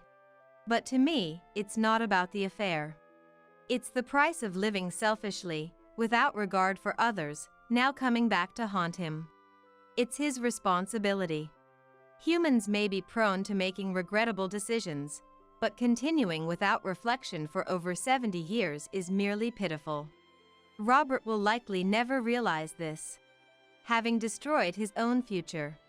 The task of repairing it falls to him, though he may lack the strength to do so. I hope he faces his actions and lives on. I'm thankful to Robert. Had I continued to rely on him, my later years would have been disastrous. His decision to divorce because of his affair allowed me to live my life. I've started to communicate more frequently with my son. It was a turning point when Emily, my son's wife, who mediated between us, said, "Please don't worry about it." That moment made me realize how much of my life was spent overly accommodating others. I had distanced myself from my adult son to avoid burdening him. Shocked when he expressed his dislike for his grandmother and father from childhood. Aware of the mistreatment and infidelity, I've resolved to live the rest of my life without such undue consideration. Now, my son's family and grandchildren visit, allowing us to make up for lost time in conversation. My son seems a bit shy, but it's strange how he can talk naturally when his wife and grandchildren are around. He has accepted Matthew, and to my grandchildren, Matthew is like a real grandfather. Currently, Matthew and I enjoy our time in the facility, surrounded by friends and content. My priority is health, hoping for a long life. Joanna, it's about Walton's memorial dinner, but I doubt anyone will show up. It's my wedding day, so everyone prefers a celebration. What do you mean? My Sael, Carolina, intentionally set her wedding date to coincide with the anniversary of our grandson's passing, a year after his death. Come on, Joanna, you've become so forgetful without Walton that you can't even understand English anymore.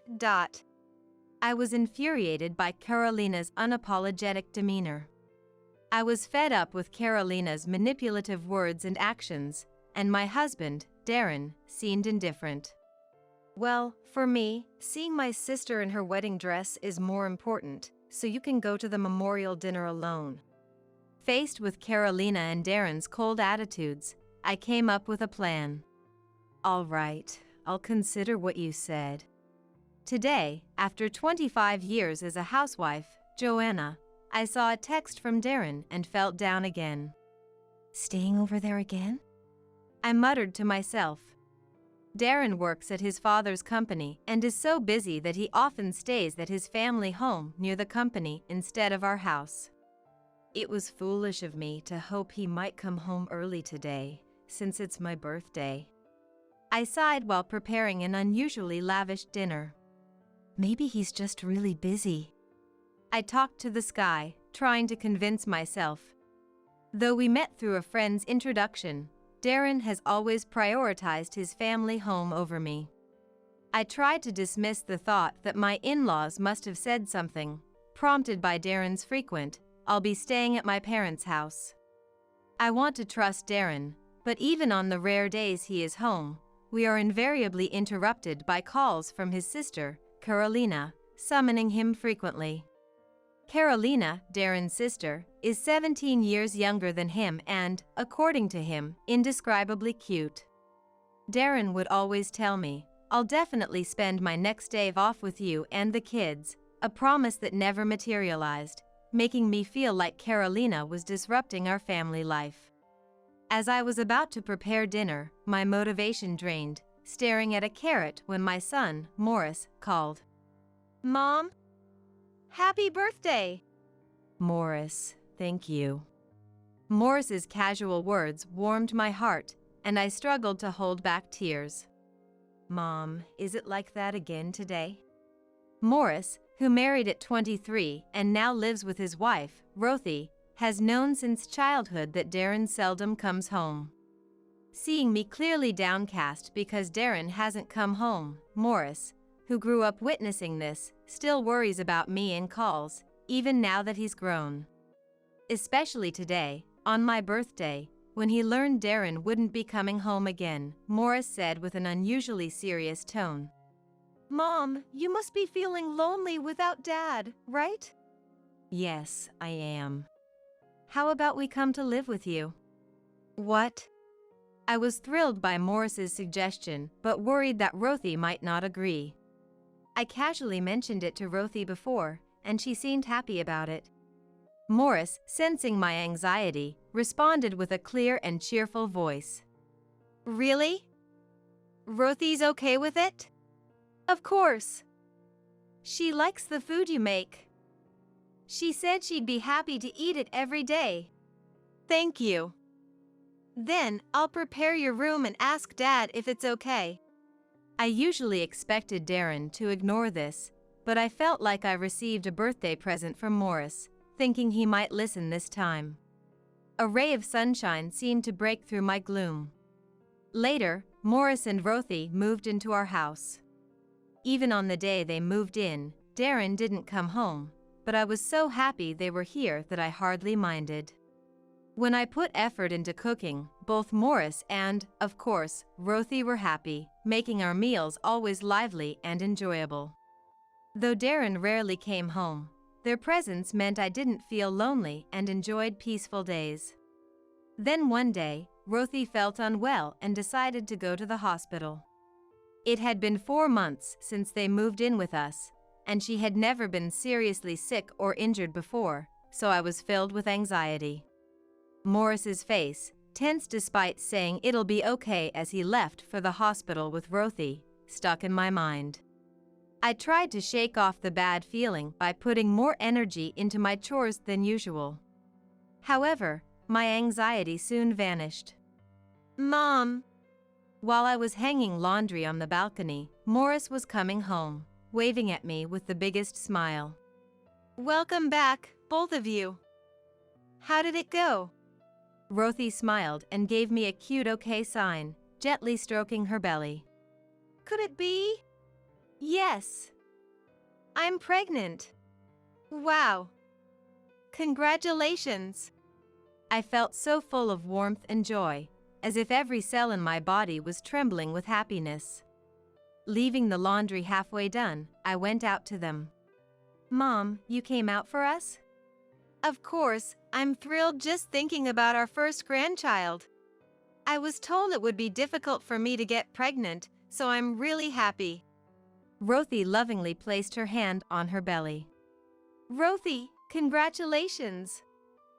Feel free to lean on me as much as you need. Thank you. From that day on, it was a whirlwind of activity. We had to gather everything needed for Rothy and the baby, organize the house, and there was plenty to do. Darren would occasionally join me for shopping, but inevitably, if Carolina called, he'd make excuses and head back to his family home, no matter where we were. Rothy's belly grew noticeably, but 3 months before her due date, something went wrong. Rothy, are you okay? Morris called out desperately, but seeing Rothy in so much pain, he decided to call an ambulance. Soon after, the ambulance arrived, and Rothy was carried away on a stretcher. I'll go with Rothy, so could you, Mom, come later, please? Of course, I'll gather what's needed and take a taxi. Morris nodded briefly, then got into the ambulance with Rothy, heading to the hospital. I need to hurry, too. I packed a bag with essentials for Rothy's imminent birth. I'll call Dad, see if I can get the day off work. Darren, standing worried, said something unusual, indicating his concern. Really? You can do that? Yeah. It's an emergency with our first grandchild, no time to work. Darren quickly made the call and was easily excused. While Darren was on the phone, I arranged a taxi and locked up the house. We arrived at the hospital, and heading to Morris, we heard, Rothy will have a cesarean section. What should I do? I'm really anxious. If you're not strong, Morris, Rothy will feel your anxiety. You're right. I'm going to be a dad. How long had it been since Rothy entered the operating room? The red in surgery sign seemed to loom for hours. It's taking a long time. Darren started shaking his knees intensely, almost as if to say he took off work for this. Rothy is fighting hard. Yes, and if you look so worried, the baby will be startled when born. With a furrowed brow, Darren's irritation grew, and he silently went somewhere. He went to make a call. Yes. It was clear to us that despite taking time off to be here, Darren's frustration with the situation led him to call Carolina. As Morris and I grew increasingly anxious, Darren returned with a slightly relieved expression, glanced at the operating room, but sat down silently on the bench. Rothy! Morris murmured with a mix of worry and anxiety. I'm worried about Rothy and the baby. It's been so long. Yes, I didn't have a cesarean, so I'm not sure. It's worrying. In the heavy atmosphere, the operating room door finally opened and the doctor came out. Sorry to keep you waiting. Both mother and child are safe. Great, my precious time was wasted. Darren complained but seemed concerned about the situation inside. Afterward, a nurse came out to speak with us. If you don't mind looking through the glass, you can see how they both are. Through the glass? At Morris's puzzled voice, the nurse made a complicated face and led us over. Beyond the guided glass, Rothy appeared to be sleeping exhaustedly. And as for the baby, it was connected to tubes, covered in some kind of case. That child is our first grandchild. Tears spilled from Darren's eyes, moved by the sight of the small baby fighting to live despite its frailty. Rothy and the baby are really okay, right? Morris desperately asked the nurse. Yes, but the baby weighs about 28 ounces and is very small, so it's in a critical situation needing to be connected to tubes for a while. The joy of the baby's birth was short-lived as Morris and I were shaken by a wave of anxiety. We have to send them all the strength we can. I forced a cheerful voice and placed my hands on Morris and Darren's backs. Yeah! Darren nodded with a troubled face and quietly left the hospital. Back home, Darren began rummaging through a drawer. The baby is a boy, right? Yes, that's right. What are you looking for? That thing. Finally finding what he was looking for, Darren looked pleased with himself. Now that the baby is born, we need to give him a name. You're naming him? Of course. He carries my blood. Darren spread out a notebook, with Morris standing silently beside him, resigned that his words would be futile. Darren, oblivious to Morris, was serious as he faced the notebook. He overcame a difficult birth. Let's name him Walton, hoping he leads a calm life. Darren, surprisingly serious about the name, slowly moved the pen across the paper. Looking at the notebook with Walton written on it, Darren said with satisfaction, How about that? It's a good name, isn't it? Yes, thank you. I was hopeful, seeing Darren's happy demeanor, that maybe he would start paying more attention to the family. However, there was one significant issue. Walton was too small to be discharged, and for a while, we were not allowed to meet him directly. Eventually, we were allowed to visit Rothy, so we went to tell her the baby's name. Rothy! How are you feeling? Dad named the baby. I'm okay. Thank you. What name did he choose? Rothy turned her head towards Darren with effort. Walton. It's a good name, isn't it? Darren proudly said, spreading out the notebook with Walton handwritten on it. What a beautiful name. I'm so happy. Thank you. Even as she spoke, Rothy seemed unusually downcast, her face shadowed with gloom. I thought maybe the hospital life had worn her out, and considered leaving her be, but her expression was so troubled I had to ask. Rothy, are you okay? You look so down. Joanna. Rothy looked at me with tears brimming in her eyes, and I knew something was wrong. There's something I need to tell also to Morris and Darren. Morris and Darren exchanged glances and then came closer to me. The thing is, we've been told Walton has a congenital disorder. What? No way. But a disorder doesn't have to mean something serious. Rothy, unable to hold back her tears any longer, trembled as she spoke. The thing is, it seems Walton doesn't have long to live. Not long to live. I unwittingly repeated Rothy's unexpected words. What do we do? A mix of fear and joy, sorrow, and happiness swirled together, creating a heavy atmosphere. Tears began to stream down Rothy's face as the tension broke. Rothy. Walton. Moved by the moment, Morris and I also began to cry, and eventually, we all cried until we had no tears left. After a good cry, Rothy, perhaps slightly toughened by becoming a mom, slowly began to speak. I want to create as many happy memories for Walton as possible.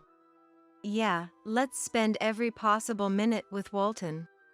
Rothy, feeling a bit better, nodded and smiled. Half a year later, Rothy and Walton were discharged and came home. During that time, Darren stayed at his family home less than before, and we all prepared to welcome Rothy and Walton. We went out to places Rothy and Morris wanted to visit, adjusting to Rothy and Walton's health. Darren sometimes joined us, and other times he prioritized Carolina, but we focused on putting Walton first, thinking it was a bonus if Darren came along. Walton, who couldn't speak yet but whose expressions became increasingly lively, was adorable, and we showered him with love. After Walton could no longer travel, we spent time walking, sunbathing in the park, and he was adored by our neighbors. However, the joyful time flew by, and Walton passed away at just 3 years old. Rothy, looking at the sky as if to see her son again, murmured, Walton, it was short, but I enjoyed our time together. Morris, too, looked up at the sky, tears rolling down his cheeks. I was filled with sorrow and didn't think I could move on quickly, but Darren soon returned to prioritizing Carolina and decreased his visits home. The days seemed colorless, as if a hole had been punched in my heart. Though we had no regrets for being there for Walton till the end, the emptiness was heavy. As days swiftly passed, we were soon approaching Walton's memorial dinner. It's almost time for Walton's memorial dinner.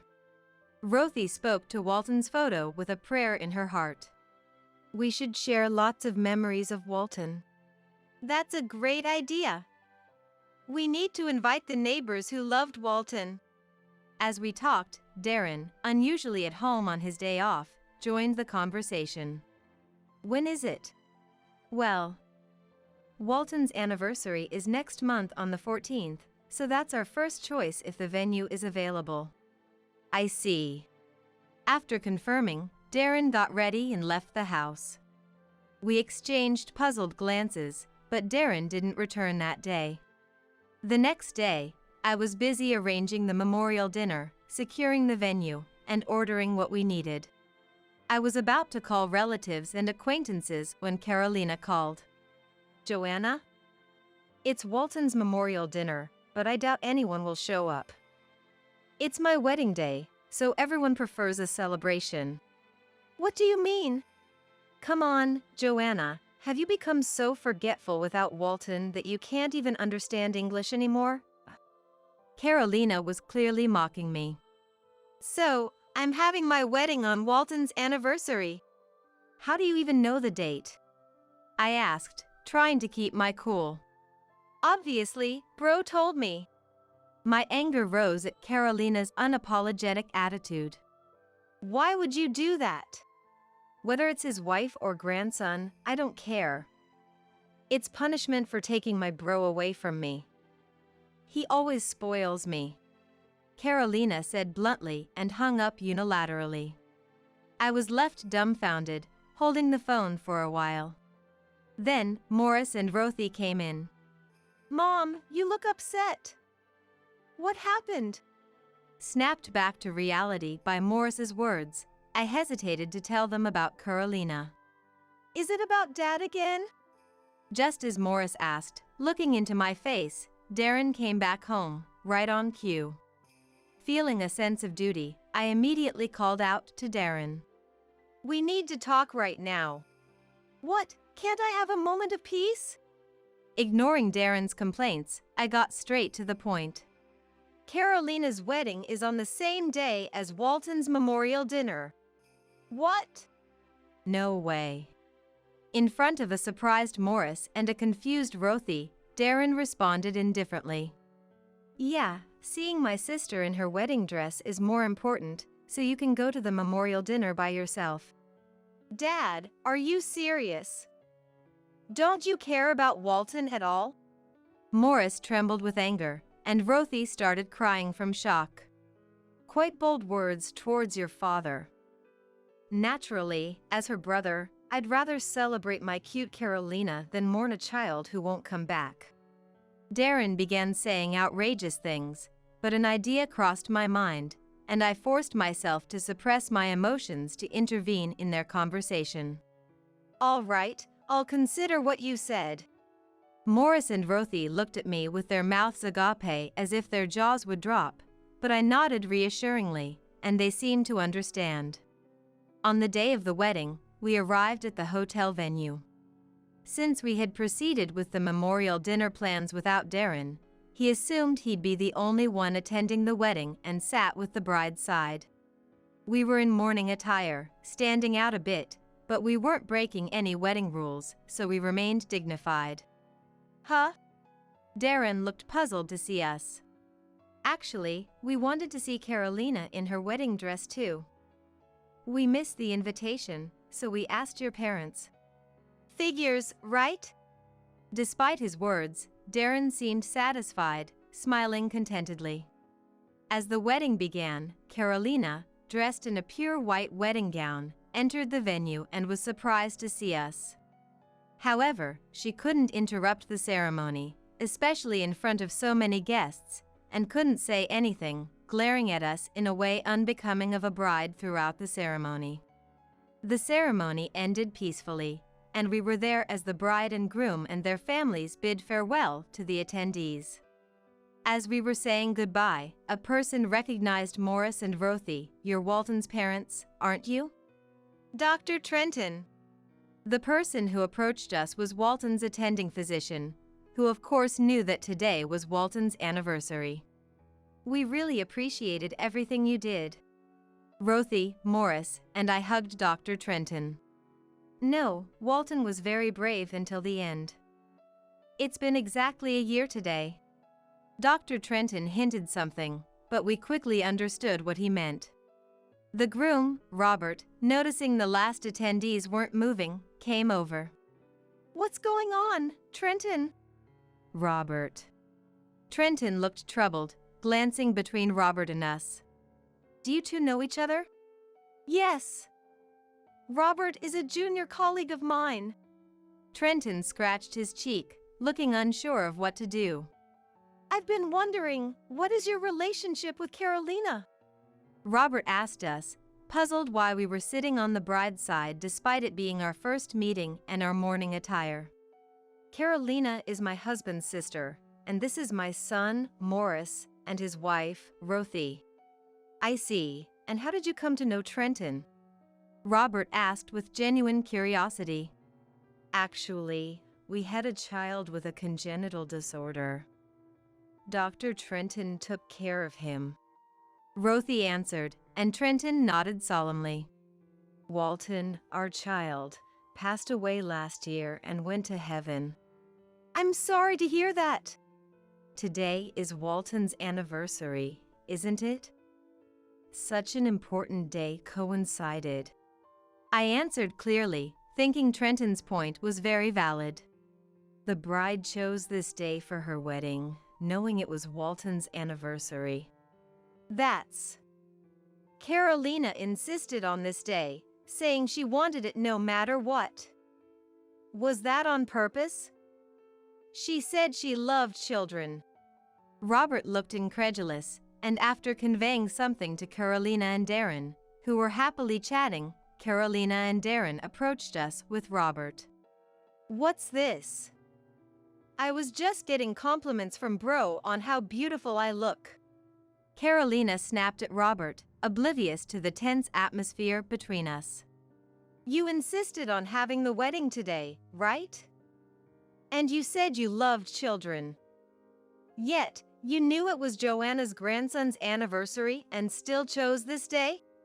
Carolina's face went pale, but she desperately tried to cover up. I didn't know such a thing. It must be a coincidence, or you're lying. Carolina's behavior was suspicious. Darren nodded along, but Robert, faced with Trenton's and our denial, clenched his lips and raised his voice. Is that what a person does? Don't you know what's important? I'll have to reconsider the marriage. At Robert's declaration, Carolina's complexion grew even paler, and she started to rant as her lie was exposed. Why are you even here? It's all your fault. Weren't you supposed to be lonely at your memorial dinner? Carolina approached me with such force that I thought she might grab me, and continued her tirade. I'm the happy bride. It's absurd for you gloomy people to be here uninvited. Her loud voice echoed through the spacious venue, attracting the attention of Carolina and Darren's father, Owen, and mother, Teresa, who hurried over. I was the one who let Joanna and her family in. It was an apology for my foolish daughter and son's behavior that I asked them to attend. Dad, why would you do that? That's too much. Carolina screamed, her fury unabated. If you don't understand why, then we're done with you. Darren too. What? What did I do? I haven't done anything wrong, right? And why am I being disowned? Owen, realizing his children were heartless like cyborgs, sighed deeply. You've always said you wanted to live on your own. Reset everything and start over as a new individual. Facing abandonment by their own father, Darren and Carolina lost the will to argue and fell to their knees. Unknown to many, the hotel where Carolina had her wedding was the same one Joanna and her family had visited for memorable trips with Walton. I had informed the hotel from the planning stages and had first explained the situation to Owen. With Owen's understanding and cooperation, after Carolina's wedding, we invited acquaintances to the same place for a memorial dinner, making it possible to attend both the wedding and the memorial dinner. When I explained to Owen, I was anxious about whether he would believe me, but Owen and the relatives were already disappointed with Carolina's behavior and Darren's patheticness, and they willingly helped. Afterward, Carolina divorced, and soon my divorce with Darren was finalized, and Darren left the house. Having cut ties with Owen, both lost their jobs and homes, and I'm not sure how they're managing now while paying compensation from the divorce trial. Considering the hurt they caused not only to Walton but also to Morris and Rothy, and their abusive words and past actions, I honestly feel they got what they deserved. Morris, Rothy, and I, watched over by Walton's smiling face, have come to live peacefully as if the storm had passed. And with the bad ties cut off, good fortune came our way. Mom! Today, Rothy, who felt something odd in her stomach and went to the hospital with Morris, returned home with beaming smiles. Actually, we're expecting our second baby. With my hands raised in joy, Morris and Rothy exchanged deeply moved glances. Soon, Walton will have a little brother. Suddenly, my parents appeared and started knocking on the car window. Dad, did someone ask you for something? Well, what could that be? You're always so stubborn. Just go and convince your husband, James. Say the chairman should be William because it's better for the company and step down. Or else. So, they've teamed up with my in-laws to knock James off the chairman's seat. And then I noticed, in Mom's hand was something like a crowbar. She swung it high and crash, the window shattered. I was stunned for a while when I heard that a suicide note was found in James's car, who had fallen off a cliff. Then, a week after the car was found, an envelope arrived with a specific delivery date. James? I hurriedly received the envelope and opened it with trembling hands. Inside was a letter. And a key. Read this without our parents finding out. Of course, I knew that. But he probably wanted to write it that way. This is something I wrote in advance, in case something happened. If I'm there when you receive it, just laugh and give it back to me. But if I'm not there, please, Linda, take what's stored in this locker and flee to your Uncle Richard's place immediately. Susan, my sister-in-law who was reading it with me, and I exchanged glances. And then we immediately grabbed the essentials and ran to Richard's house, my husband's uncle. To protect ourselves and our children, and to let both our parents know what they had done. My name is Linda, 34 years old. I'd like to say I'm just an ordinary housewife, but that was only true until a week ago. Now, I'm a widow with 2 children. James took his own life. That's the most likely possibility, I was told. His car had fallen off a cliff. And a suicide note was found in the dashboard. I can't believe it, I won't believe it. Because it's true. There's no reason for James to take his own life. By himself. Rather. James and I met at our workplace. A real estate resort hotel, the place I had always wanted to work. As a child, I was captivated by a large, beautiful hotel I visited at the invitation of my parents' acquaintance. I chose a university that would teach me important things for the tourism industry, and even my part-time jobs during my student years were behind the scenes at nearby hotels. And finally, I got a job at the resort hotel I had always dreamed of. It was a place known for its strict employee training, and I almost gave up early on. The reason I was able to keep going was thanks to a colleague at that time. People quit one after another, unable to withstand it, but someone was watching over me, the one who remained. That person was James, who later became my husband. We dated for 2 years before getting married. But I was surprised by a fact I learned at that time. James was the nephew of the chairman of this real estate group. He was supposed to become a part of the group's upper echelon eventually, but at that time, he was still working as a resort hotel employee. After our marriage, James moved from the hotel to the real estate side and started showing his face at his uncle's, the chairman's, office. Originally, this group was just a local real estate business, but it grew significantly after the war. The current chairman is the second since the group was formed, and it's said that Richard's skills played a major role in its growth. During the good times, he convinced his parents, so they suffered less when the economy turned bad. Then they started developing resorts, and that too was steadily advanced. But things started getting fishy around Richard when he fell ill last year. And that was because Richard had no direct heir. That's when Richard appointed James as his successor. And that decision shortened James's life. I couldn't quite come to terms with the news from the police that James had died. In the midst of that, my in-laws kept calling.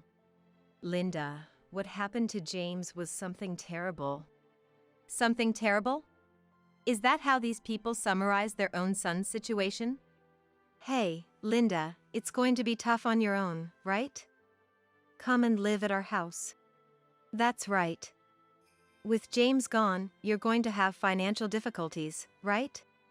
William and Jessica, my father-in-law and mother-in-law, took turns speaking such words to me. Feeling irritated, I responded, I can't think about the future right now. And with that, I hung up the phone. What now? I thought. After all, I had only met these in-laws twice. First time, to announce our marriage, and the second time was our wedding day. They never even showed their faces when our son and daughter were born. Yes, James had always avoided his parents, my in-laws. He had harbored distrust towards them since our marriage, saying to me, "Those people are scum who never even try to work for themselves." James's parents currently hold certain posts within the Smith Real Estate Group. But that's just to keep them from doing anything. James had explained to me. He said they were completely different from the capable Richard, and everything they did turned out to be a detriment to the group. So they're given nominal positions just to keep them from messing up. Just going on inspections, which are basically just vacations, he said. Didn't they take you on those trips, letting you see various places? James scoffed at the thought. Me and Susan were always left behind in our big house. James had a sister named Susan. Susan married a man with no connections to the group and lived in the city where he worked. Robert, Susan's husband and James's brother-in-law, got along strangely well with James. He would go out of his way to visit James when he was nearby for work. Susan would be like, "I'm jealous of James," seeing how close they were. Yes, the two siblings got along well. And both had a strained relationship with their parents. But I'm fine with it. Once I got married and moved away, I didn't care about them anymore. Susan said nonchalantly. But James is involved with the group. And that means? Our parents know they're the failures of the group, so they hate seeing James do well. Is that how it is? At our house, yes. But your parents are different, right? Not at all. Yes. My relationship with my parents was not good either. No, it was fine when I was a child. As their only daughter, I thought they loved me. But their true nature emerged when I was in college. Quit college and come back home. That was the sudden message I received. It was for a marriage proposal. They wanted to make me, a 20-year-old at the most, come back home for that reason. Apparently, Thomas, the son of a well-known local figure, had taken a liking to me when he returned home. I insist on having her as my wife. To fulfill Thomas's spoiled wish, my parents were willing to do it for their own benefit. We've raised you so far, so you should show filial piety towards us, right? I felt my image of my parents shatter. They had raised me, their daughter, just for the sake of a return. Realizing this, I firmly refused to return home. Then, they stopped sending me money for education and living expenses. They thought that would make me come back. But I stubbornly refused to return. I consulted with my professor and found a way to continue my studies without being taken back by my parents. It was a struggle until I graduated. I managed to cover my educational expenses through scholarships. The problem was living expenses.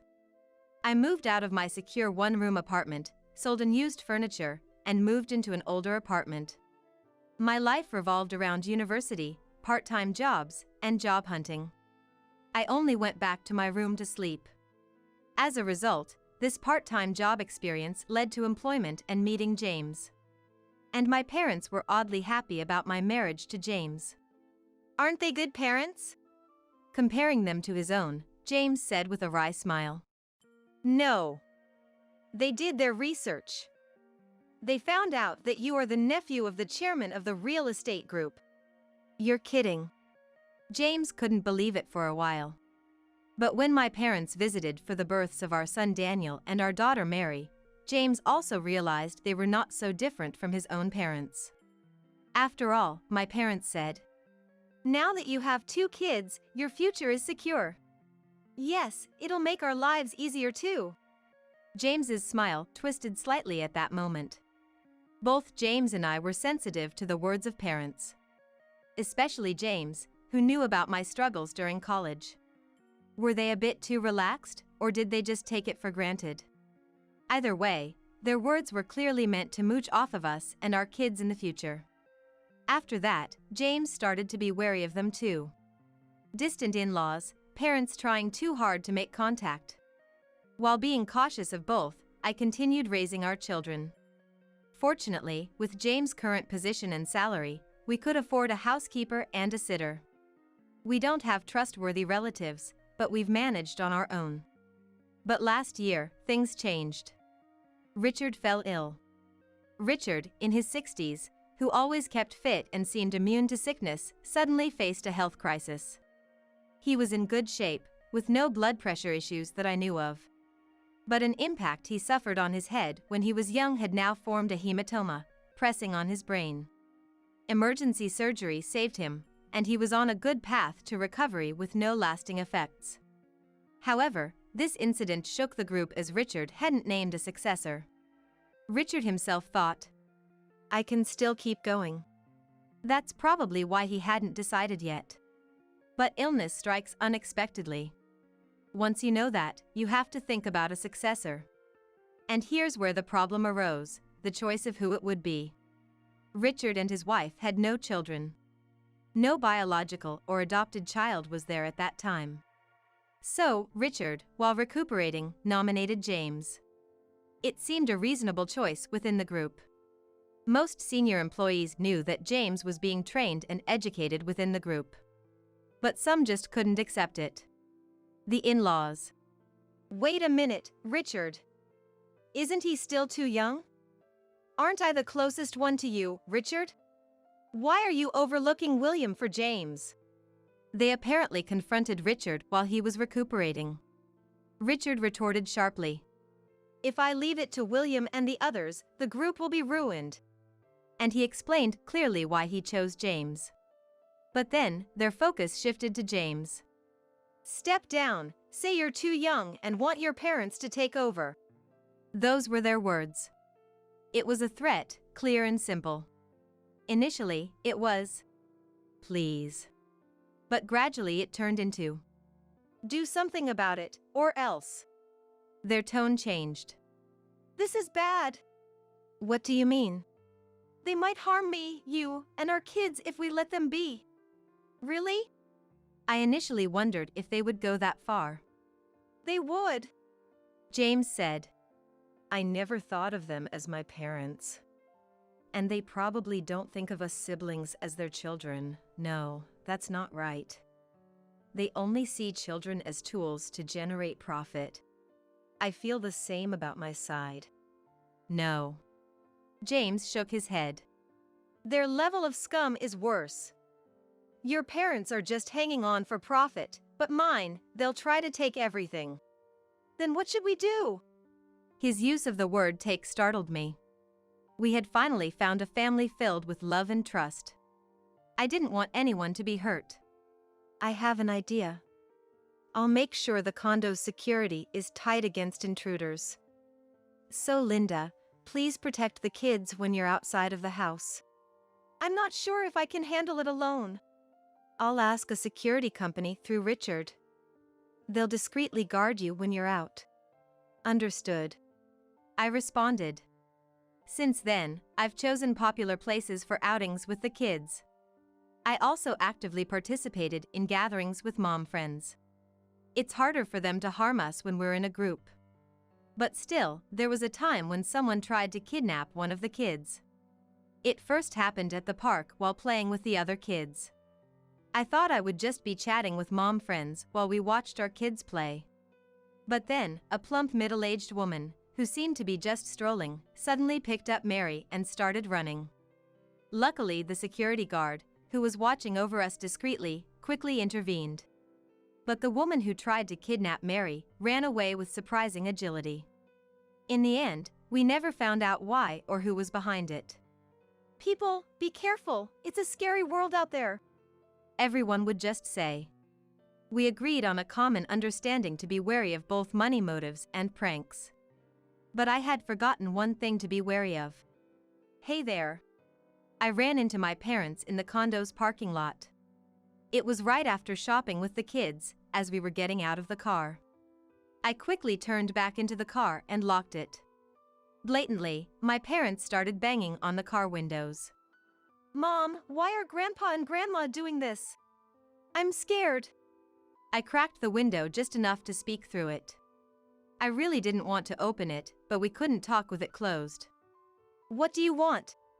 Ah, you finally opened it. Listen, Linda, could you please talk to James? What? You know, isn't it a bit off that young James is becoming the next chairman? Shouldn't it be William's turn? A chill ran down my spine. Could it be that these people? Dad, did someone ask you to do this? What? I don't know what you're talking about. Dad pretended not to know what I was talking about. And Mom said, You're always so stubborn. Just go and convince your husband, James. Say the chairman should be William because it's better for the company and step down. Or else. In Mom's hand was something like a crowbar. Then she swung it high and crash, the window shattered. The kids screamed. Mom reached her hand through the broken window. Get down! I yelled to the kids and frantically honked the horn, signaling to the security guard who must have been nearby. Thankfully, several men soon came running. Tisk! My parents clicked their tongues and quickly left the scene, escaping in a nearby car. Are you okay? The security guards asked us. I'm fine, but the kids. I'm okay. Daniel responded loudly. But it was true that shards of glass had fallen on both of them. I'll head back to our room now. Can you escort us to the entrance, please? The guards agreed and escorted us. The manager was surprised at our situation and promised to thoroughly guard against outsiders. That night, I told James everything. My own parents, of all people. They must have been convinced. Offering a good position if they become chairman or something. It was likely. Very likely. Why did both our parents have to be such people? This is seriously bad. I'll go to Richard and ask him to look after you and the kids for a while. To Richard? Yes, but we have to make sure we're not noticed. Also, I'll contact Susan. I want her to stay with you and the kids for a bit. But won't that be a burden on Susan? Considering who we're dealing with, it's necessary. They might think the same thing could happen to Susan since she's of the same bloodline. We're better off making a united front. With that, James immediately contacted Susan. Unbelievable. Those people. All right, James, I'll join you. What about Robert? Robert's got work, right? Well, yeah, but okay, I'll talk to him. Thanks. It's good to have siblings at times like this. I thought to myself. And the next day, Susan came over promptly. I told Robert about the situation, and he said he's got something to look into and will join us later. Really? Robert's reliable. Well, he is the man I chose. We laughed together. But the day after that conversation, the call from the police came. We've found James Smith's car at the bottom of a cliff. I couldn't grasp the meaning of the words immediately. What does that mean? He was brought into the hospital earlier. I couldn't quite process the rest of the words. Mrs. Smith, are you listening? I heard the voice from the other end, but I couldn't move right away. Shocked, Susan took over the call. After that, it felt like I was just being dragged around by Susan everywhere.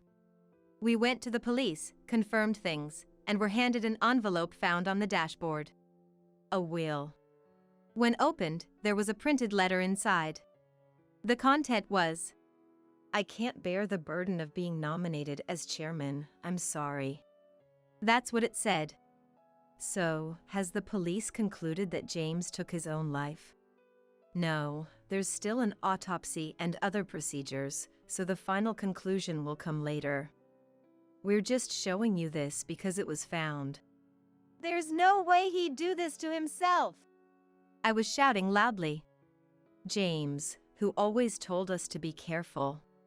I couldn't find any more words after that. The police said, We'll contact you when it's time to return James's body. And sent us home. I can't clearly remember what happened for a while after that. The local news on TV was saying, It's not yet clear whether it was an accident. Having said that, they also said, a suicide note was found, and there's a strong belief that he took his own life. That was how it was reported on the news. I was so angry, I turned off the TV, and the kids looked at me anxiously. Is Daddy coming back? Daniel is 8, Mary just 5. Both of them had been taken out of school and kindergarten for a while. I was truly grateful Susan was there. My mind felt like it was covered with a thin film at that time, everything felt unreal. However, a week after the car was found, an envelope arrived with a specific delivery date. Linda, take a look at this. Susan handed it to me, who was in a daze. I glanced at the sender's name and my eyes widened. James? In a rush, I took the envelope and opened it with trembling hands. Inside was a letter. And a key. Read this without our parents finding out. Of course, I knew that. But he probably wanted to write it that way. This is something I wrote in advance in case something happened. If I'm there when you receive it, just give it back to me. But if I'm not, please, Linda, take what's stored in this locker and run to Richard's place immediately. Susan and I, reading it together, looked at each other. Then hurriedly, taking only the bare minimum, we took the kids and all got into Susan's car. My car had been under repair since that time. I didn't feel confident driving a rental car to Richard's in the next state. So, I relied on Susan. Leave it to me, just wear a hat and a mask, Susan said with a smile. And then we drove non-stop. We were anxious until we reached Richard's house in the next state. I assumed security guards were nearby. But after what happened to James, I was worried something might happen to the car. While on the road, I contacted Richard's house. We're on our way. We parked inside the property and hurried towards the main house. Richard and his wife Nancy were already there to greet us. We're glad you're here, Linda, Susan. James asked us to guard you guys, and said he'd send you guys here eventually. But to think it would come to this. Thank you for having us. I'm sorry. This was the only place we could turn to. I apologized deeply. The kids were looking around the grand entrance in amazement. Don't worry. I didn't expect it to come to this. I underestimated them. I never thought they'd actually target James himself, those bastards. Richard clenched his fist in frustration. We were led into a large, cozy living room. The room had a calm and warm atmosphere. Nancy instructed the housekeeper, then brought the kids to a corner of the room with some snacks. Thank you so much. It's all right. You want to keep the kids in sight right now, don't you? Yes, I didn't want to take my eyes off of them even for a moment. But the conversation we were about to have was not something I wanted the children to hear directly. William has always been rotten, but we lacked a decisive move to exclude him from the group. Letting him float around led to this mess. It's not your fault, Richard. My parents were involved in this too. James and I both had terrible parents. If only we had adopted James into our family earlier. Nancy muttered. Then Richard looked up. That's right, that's a good idea. Call the lawyer. Richard, I don't want those kids to end up like James. Richard said this and made me a proposal. Eventually, James's body, after the autopsy, was brought to Richard's house. For a private funeral and a memorial service within the group. I attended with the kids, as the representative of the bereaved family. Behind us, my parents sat shamelessly as James's in-laws. Colleagues from the company, all puzzled and saddened by James's sudden loss, were in attendance. He was truly an excellent employee. We were looking forward to his future in the group. Thank you. James would be honored to hear that. I mechanically repeated these greetings. Friends who joined the company at the same time as James were. How could this happen? Crying over the sudden loss. Everyone who had personal ties with James was genuinely good. But their parents. After the memorial service, Richard gathered the family, my parents, and the executives at his house. The large garden and halls of Richard's house were crowded with people. Then, someone came running in. Robert! He must have just arrived. Robert came running in, clutching a bag. Sorry I'm late, Susan, Linda. There were a lot of complications on my end. But it's good that the memorial service and the meeting were scheduled for today. It worked out. Robert had a sly smile. I'll return this to you. Robert took out a set of documents and a USB drive from his bag. Is it all settled? It was from the locker indicated by the key we received earlier. After leaving in Susan's car, we met up with Robert, who made copies of the documents and the drive. You've given the copies to our lawyer, right? Yes. That's good. We really needed the originals here. I nodded vigorously. At the meeting that started, Richard spoke in front of everyone about the incident, expressing his regrets over losing James, the successor. Then, when he paused, Richard continued. It's a real shame. And I think there's one thing I was wrong about. Richard called me and my two kids forward. The kids, understandably, looked frightened and almost tearful amidst the row of adults. I told them, "It's okay," and supported them from behind. Here, I want to appoint the next successors. My new children, Daniel and Mary. They are James's children, but I have adopted them. The children? The crowd murmured. Many might be surprised. But I believe this tragedy occurred because I left James as just a nephew. Right? At Richard's words, all eyes turned to my in-laws. Richard, what are you saying? Should I say it here? Yes, go ahead. James took his own life, right? A suicide note was found. Probably couldn't handle the expectations. Really? You still have more to say? Yes. And these children as Richard's adoptees? Putting unnecessary pressure on them again? Well, they are William's grandchildren, so maybe they won't feel that much pressure. Ugh. William's face twisted. Actually, James didn't take his own life. Richard declared firmly. The crowd stirred. What are you saying? The note was found in the dashboard.